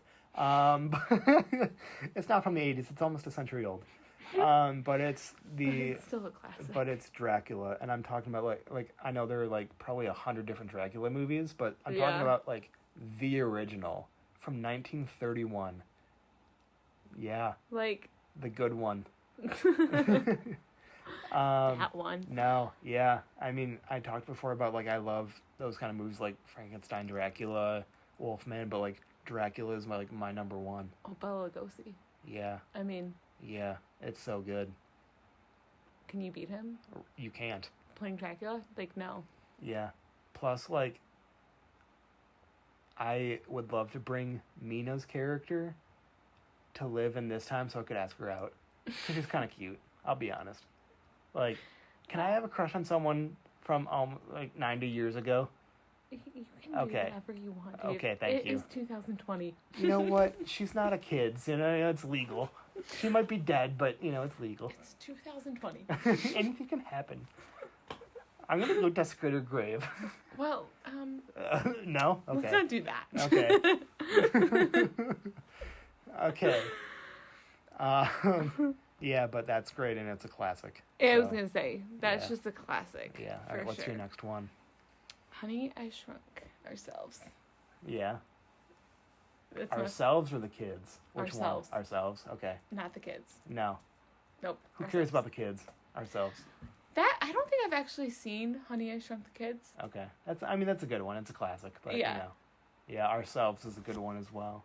I just love, like, the scene where they're throwing a party. Yeah. And the dad, have you seen it? Yeah. Yeah. Where the dad is, like, in the microphone. Yeah. Or in the juke. And he's like, this is God speaking. Yeah. That is, like... Yeah, it's a good one. I think what stands out is because there's, like, a memory attached to that, too. Like, I was homesick when I first saw it. Okay. And I was just cracking up the whole time. Yeah. All right, next one for me is Casablanca. I mean... It's such a good one. Yeah. And, I mean, that's one of those that's, like, there's a reason why it's one of the most recognized films. Yeah. Even after all these years, because it is such a classic. Mm-hmm. And, like, I remember I had a class in high school called Great Works, and we, like, discussed, like, great works. But in that class, we watched Casablanca, and that was my first time seeing it, and I fell in love with it. I mean, it's so great. Such a good movie. Yeah. It's just... Yeah. And for me, it's like, I really don't like, romantic films. But, like, and I guess that's, like, technically it. What's that shaking your head about? Stop that. Okay, the amount of times that I could shake my head at you. But yeah, that's like a great love story that for me it works. And it is a great film. Well, let's say, yeah. It's a classic love story, honestly. Yeah. Yeah. It really is. Yeah. All right. What's up for you? The Breakfast Club. Breakfast Club. It's a great one. I like 80s movies, okay? Yeah. John Hughes. 80s movies are great. I love John Hughes movies. Yeah. I do. Yeah, that's another one where it's like you have a very limited location and you did great things with it. Mm-hmm. Like it could have gone so wrong, but it went so right. But also, like, it's that, but, like, the plot is so simplistic in a way, too, right? Yeah. Kids are in detention. Right. On a Saturday morning. And it happens over the span of, 7 hours? Yeah. Yeah. And, like, having, like, all these kids from different, like, social groups. Statuses, yeah. Like, together. And it's, I think, like, even these days, it's, like, a good example of, like, how kids actually act. Like, how high schoolers kind of actually are. Back in our day. Yeah. Because, yeah, I think it's, like, even these days, like, because I'm thinking about, like, how social statuses were in high school, when I was in high school, and, like, the ones they depicted in the Breakfast Club were, like, pretty similar. Yeah, like, yeah, I still think there's... in a sense of, like, a stereotype, almost. Yeah. But, yeah. So you still have the nerds. Yeah. The jocks. The pretty girls. Yeah. The princesses. And then the loner. And then the kind of, like, the emo girl, kind of, like, all by herself, kind of, like, the... Yeah. What did they... I forgot what, like, her... Yeah. Like, her trait was. Yeah. But, yeah. So, yeah, I mean, I feel like that's just how people navigate, Yeah. Yeah. Teenagers right. navigate. Yeah. So. But again, I feel like that's why it's such a genius movie, because it's a simplistic idea. Yeah. But they made it great. Right. No, it was good. So, my last one is Princess Bride. Because, again, it's another one where it's like, the princess. But it's like, it's like, that for me, that is one of the most quotable movies that I personally have ever seen. I've never seen it, and I know all these quotes from it. Yeah, right. Like, yeah. Yeah. I mean, it's like, think about, like, Grease music from the musical Grease. Like, all the songs and the words, like, even if you haven't seen the movie. Like, right. I feel like that's, like, Princess Bride quotes. Mm-hmm. Mm-hmm. And it's just so great. All the actors are incredible in it. I love it. It's beautiful.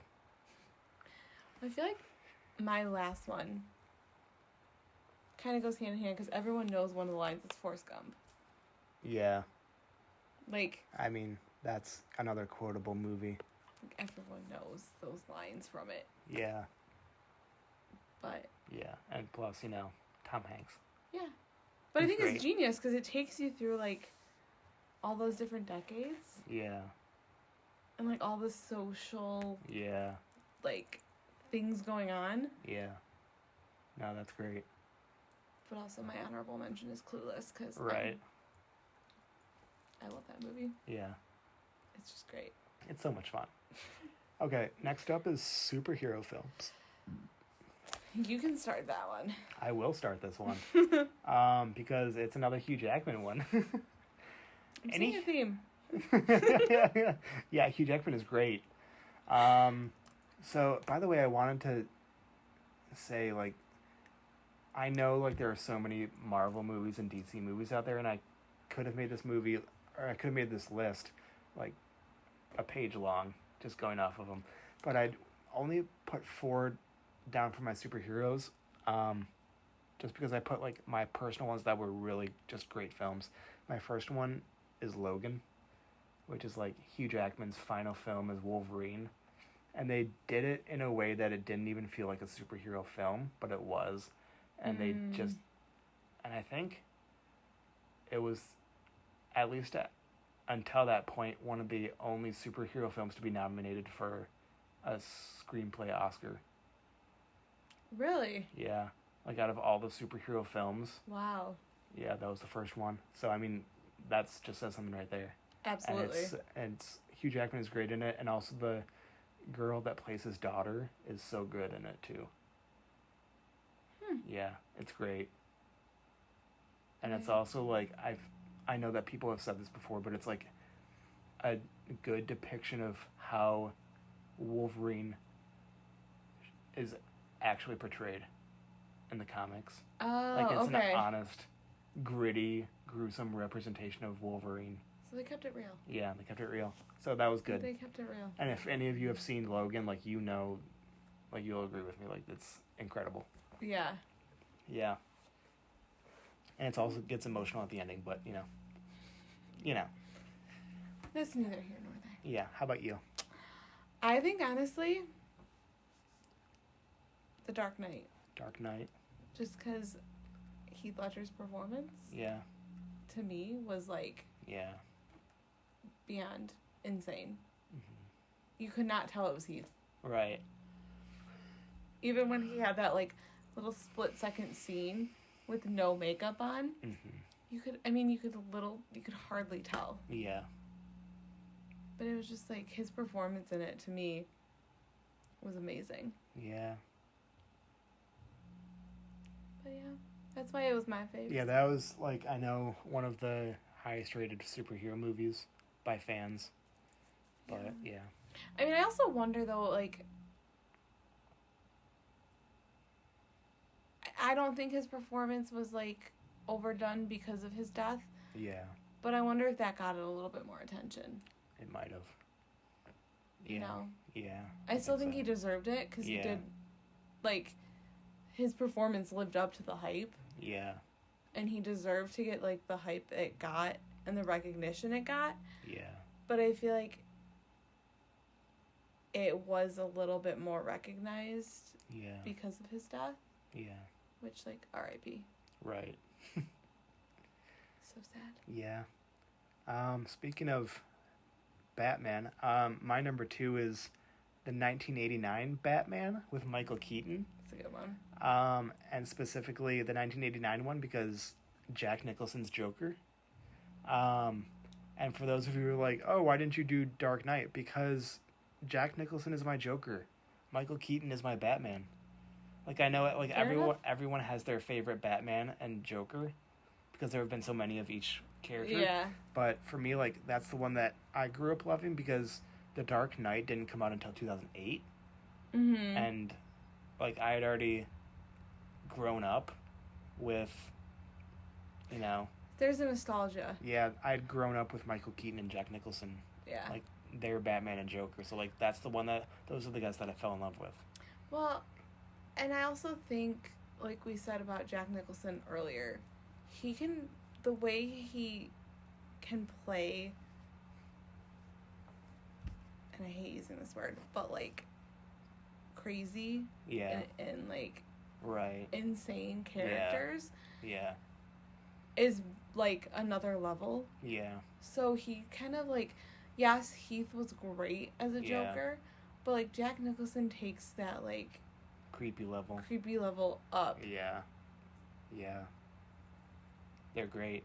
And honestly, Michael Keaton, like, sorry to Christian Bale, but, like, I prefer Michael Keaton. Well, yeah, I mean, I agree. Yeah. Christian Bale isn't my favorite Batman. Yeah. But... what you gonna do? Listen. Everyone has their fave. Absolutely. Yeah. Which is, like, my next one, which a lot of people disagree with me, but my next one is Spider-Man, specifically the Tobey Maguire, because, like... No, I'm with you on that because, yeah. Tobey Maguire. He was the best. He was the best Spider-Man. Yeah. I'll just say it. Yeah, he was. Like, I think everybody can agree that, like, Andrew Garfield was not the best. I think people are kind of torn between Tom Holland and Tobey Maguire, but Tobey Maguire was it. See, I actually didn't mind Andrew Garfield. Yeah. I really didn't. But, like, he still didn't beat Tobey Maguire. No. And if you prefer Tom Holland, like, that's fine. Just know that you're wrong. That's okay. Not saying you're wrong, but... You're wrong. You're wrong. All right. I mean... Well, and I don't know if it's just because, like, we grew up... Like, our first Spider-Man was Tobey Maguire. It could be. Yeah, I don't know. But, like, also you have, like, William Dafoe. Yeah. James Franco, like... Yeah. It's a good cast. Yeah, Kristen Dunst, like...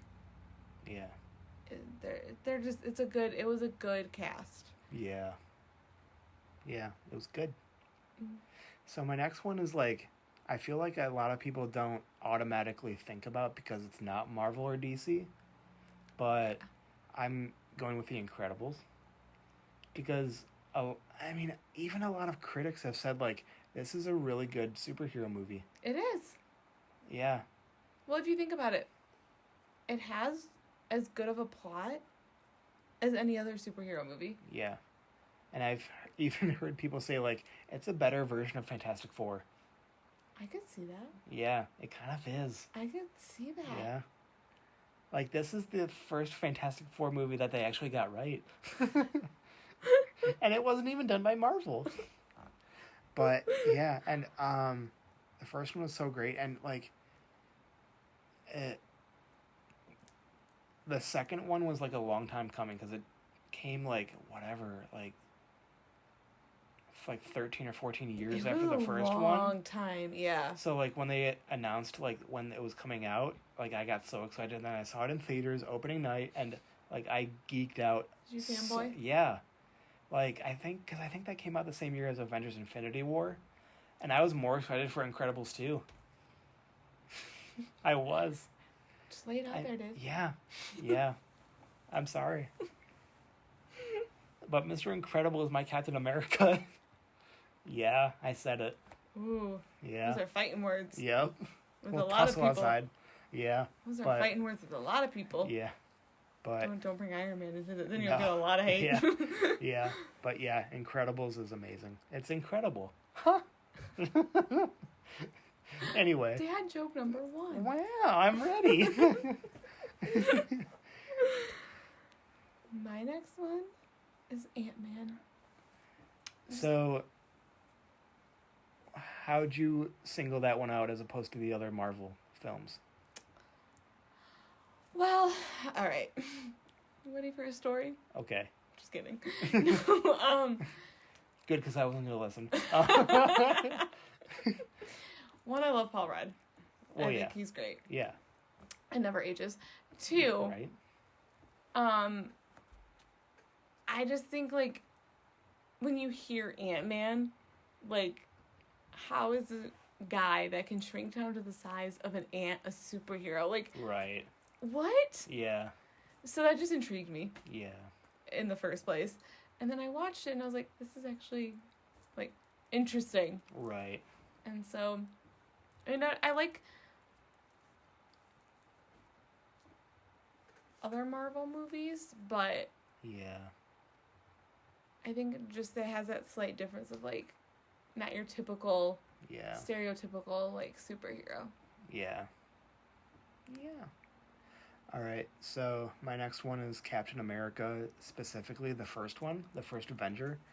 And I know a lot of people are going to say, like, oh, you know, I thought Winter Soldier was better. Well, I think the first one did a good job of, first of all, setting up Captain America as a superhero. But also for me, like, I don't know, something about that film just, you know, they did a good job with that one. I really liked it. It hit you in the feels? Yeah. Yeah. I understand. Yeah. You just connected with it. I just liked it more. Yeah. And that's your opinion. It is my opinion. If you want to call a fact an opinion. Yeah. All right, let's hear next one. Avengers. Okay. The first one or just... Both. Okay. Just all the Avengers. specifically Infinity War and Endgame. Yeah. Those were groundbreaking films, and yeah, they were good. Because to me, I always felt like the superheroes would kind of come together. Yeah. And, like, work together instead of just, like, separately. Right, yeah. No, that was a good moment in cinema history. It was. Yeah. And you all know what we're talking about. Oh, yeah. That one scene. You all know. Let's not talk about it. Because they already know. All right, so I'm all out of superhero movies. Do you have one more? Batman Forever. Okay. Just because. Yeah, that was a good one. I think it was like the first Batman movie. Yeah. I saw. Yeah. And plus, Jim Carrey as the Riddler. Right. It was great. You and Jim Carrey. Listen, I told you. You're sassing me about Hugh Jackman. Okay, you and Jim Carrey. And Bradley Cooper. I have a lot of Bradley Cooper movies. Yeah, that's fair. I can't help it. Right. It's not like I do this on purpose. It just happens. Yeah. But. All right, guys. We're in our last couple categories. We'll try to finish this up. I have to redo it. Look how long. Yeah. This is a longer one. It's okay. Shut up, guys. We're going to edit that out, too. No, we won't. So we're going to go with our favorite films, just overall, over the years. No specific, category. I mean, my number one is Lord of the Rings. I mean, I'll do an entire podcast on this. Don't you worry. But yeah, Lord of the Rings is and I know people are like, okay, which one? Well, all of them. They're all great. Like, which child do you love most? I love them all equally. Just so you understand. Yeah. A mother's love. Return of the King. But we secretly have a favorite child. Right. So yeah, like I said, I'll probably do an entire podcast off this because I can. My podcast. Anyway, what's your favorite one? The Count of Monte Cristo. Okay. Just because it's such a good, like, the plot in it is amazing to me. Yeah. Yeah. And how he gets revenge is so calculated that it's awesome. Yeah. And that's a real, like, digging, getting yourself up and taking yourself, like, right, growing. Yeah. I don't know what word I'm looking for, but yeah. We'll just go with that. We'll go with that. It's good. Yeah, that's a good film for sure. It's so good. It's long. Yeah, but it's worth it. I haven't read the book. Okay. But, I mean, it's just... Yeah. I love it. Good stuff. So my number 2, and I'm repeating myself here, but because I feel like it's just worth it, is Blazing Saddles. I mean, like I said before, like, Mel Brooks is an amazing director. Gene Wilder he's awesome. I mean, I've already discussed this one. I mean, it's an amazing film. Yeah. So, and a great comedy. So, I love it. Not much more to say, is there? Right. Okay. So, my second one is The Promise. Okay. Which is about the Armenian genocide. Okay. So, kind of a little bias there. Right. Little Armenian bias right there, Just a little bit. Little bit. I love it, though, because it kind of tells the story of, like, my great-grandparents. Yeah. All my great-grandmas. What my great-grandmother went through. Both of them. Yeah. And a lot of other Armenians, but... Yeah. So it's hard to watch. If they only knew that one day their granddaughter would be on a podcast talking about them. Telling their story. Yeah. Yeah. Yeah. That's great. It's a good movie. Yeah. It's emotional. Yeah. But... And I feel like a lot of people don't really know about the Armenian genocide. They don't. It's very unknown. Yeah. Which is like, okay, history, what you doing there? Right? Right? Like, of course, everybody knows about, like, the whole Jewish thing. Which, like... You mean the Holocaust? Yeah. Like, yeah, well, But, like, my point is, like, I mean, obviously that happened during World War II, and that was a huge thing that happened, but, like... Everyone knows it, Everyone knows it. Like, why don't people know about the whole Armenian thing as much? Like, that was a terrible thing that happened. Like, why is that not as... I can get into a whole podcast on that. We'll talk... Okay, next podcast. Short story. Or short version. Turkey doesn't want you to know. Okay. So come at me, Turkey. Oh, cool.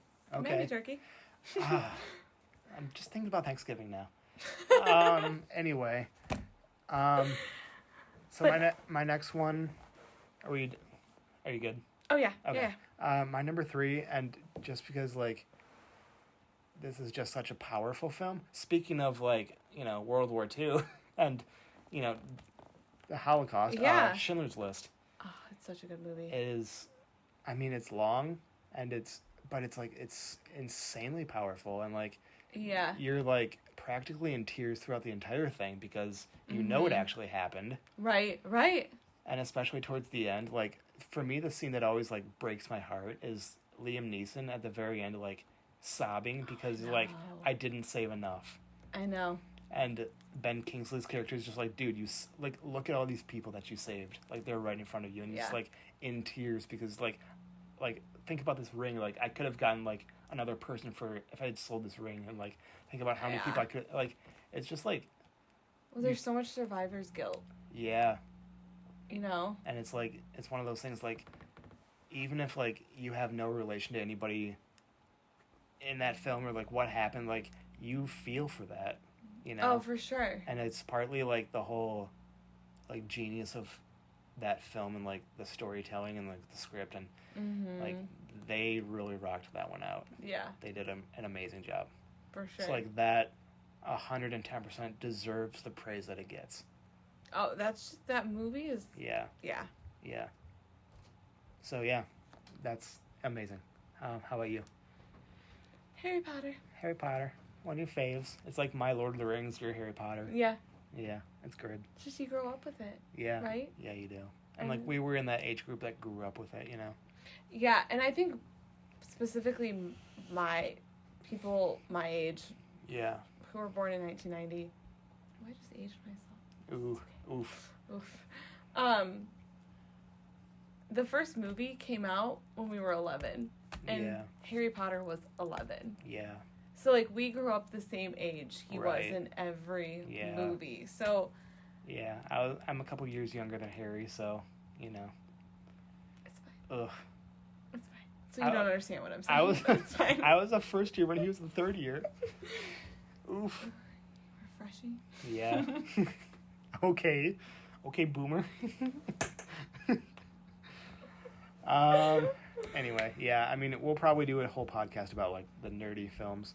Oh, for sure. Yeah, so my next one was Shawshank Redemption. Another great movie. Yeah, I mean, another reason why it's, like, such up there on the list of great films, because it is a great film.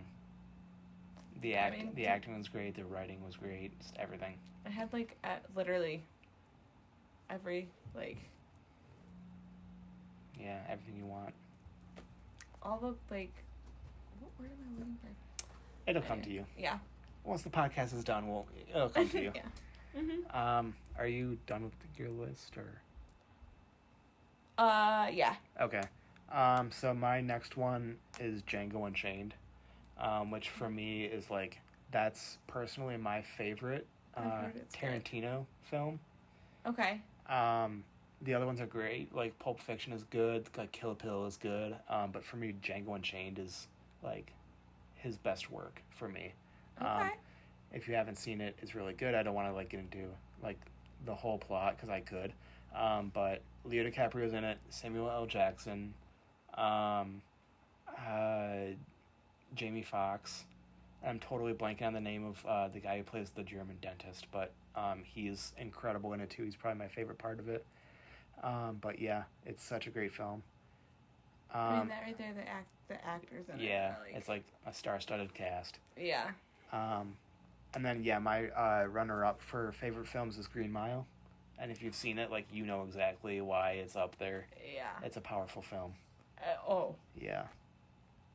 Okay, so now it's our favorite part of the podcast where people are going to be upset with us. Uh-huh. Yeah. Don't come after us. Or come after us. We don't care. We'll fight you. It's the films we think are most overrated. Yeah, fun. Oh, yeah. So I have a few. I think I have more than you. So I can start us off. Honestly, yeah, Godfather. Oh, you just said it. Godfather. And I know people are gonna say like, oh, which one? All of them. All of them. The whole trilogy. Have you seen them all? Yeah. Okay. Overrated. Okay. I mean, fair enough, right? Sure, they're good, but like, do they deserve the praise that they're given? Maybe not. Maybe like 75%. All right. Yeah. How about you? Avatar. Yeah, that's my runner-up. That got way too much attention. Yeah. That's all I can say. The plot was very simple. It was like a decent plot. It wasn't amazing, and the special effects were great. I'll say that. I'll give credit where it's due, but like, that's it. Mm-hmm. Like, the acting was good. I mean, Sigourney Weaver's in it. Okay, another great point. But yeah, other than that, yeah, I have a thing though, like when movies are so hyped like that, and you go in with such high expectations, right, and it doesn't live up to it. Yeah. Yeah. I don't know. It just disappoints. Yeah. Sorry, Avatar. And they're making more. So great. Love it. My next one is Citizen Kane. And my reasoning for this is because, well, when it came out, and it came out a while ago, like a long time ago, like decades ago. But for its time, it was really great because I guess like the transitions and like the filming styles and the camera angles, like all the stuff that they were trying were really ahead of its time. And I think that's why it's regarded as one of the great films. That makes sense. But for me, like, and like I totally understand that and I appreciate it. Mm-hmm. Like going in, especially as a person going into film, but like for me, like the film as a whole, like just was okay. Like it did. I don't feel it. I don't know. I've heard that though. Yeah. I have. Yeah. So sorry, Citizen Kane. I haven't even seen it all the way through, just because I can't. You can't do it. I can't do it. Like, sorry guys. I think we all have those movies that like, you can't. You can't. Yeah. I don't know. So anyway. So. Speaking of Quentin Tarantino films. Yeah, Pulp Fiction. What's your number? Pulp Fiction is your number 2. Yeah, Pulp Fiction. Yeah.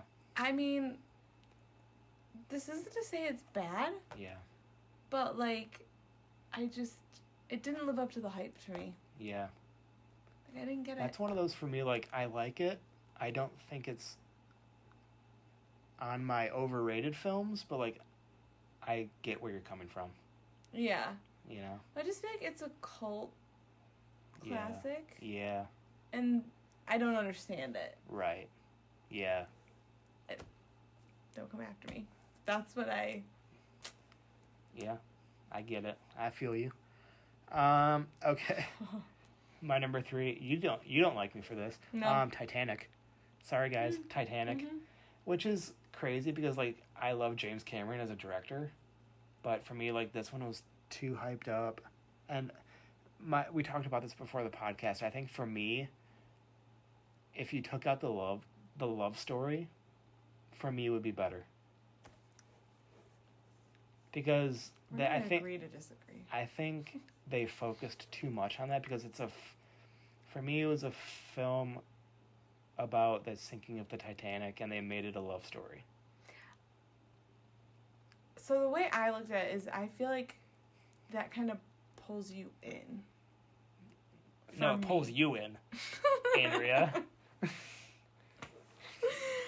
Whatever. Okay. We're going to fight after this podcast. Because, like, okay.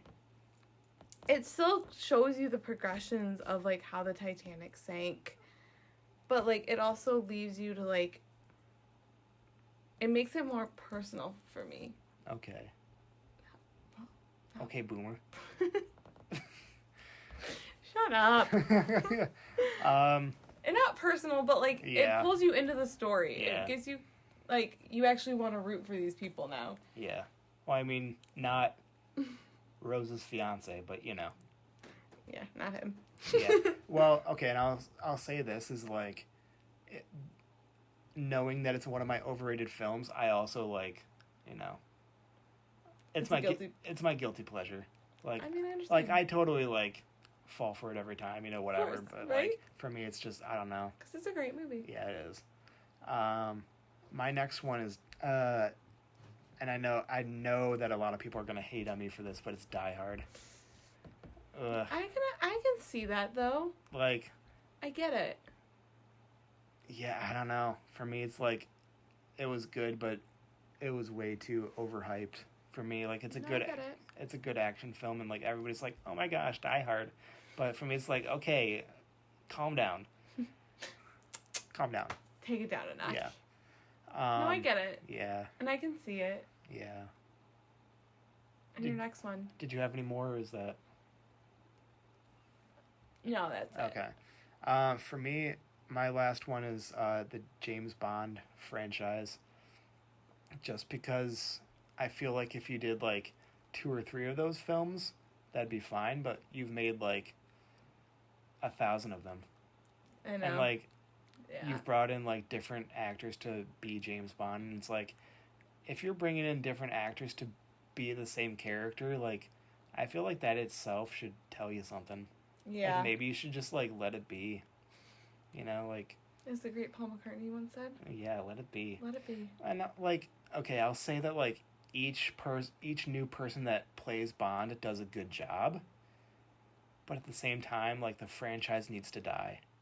I feel like they're trying to do like a Doctor Who thing. Yeah. In a way. By the way, Doctor Who needs to stop too. If we're getting into TV shows, that needs to stop. But yeah.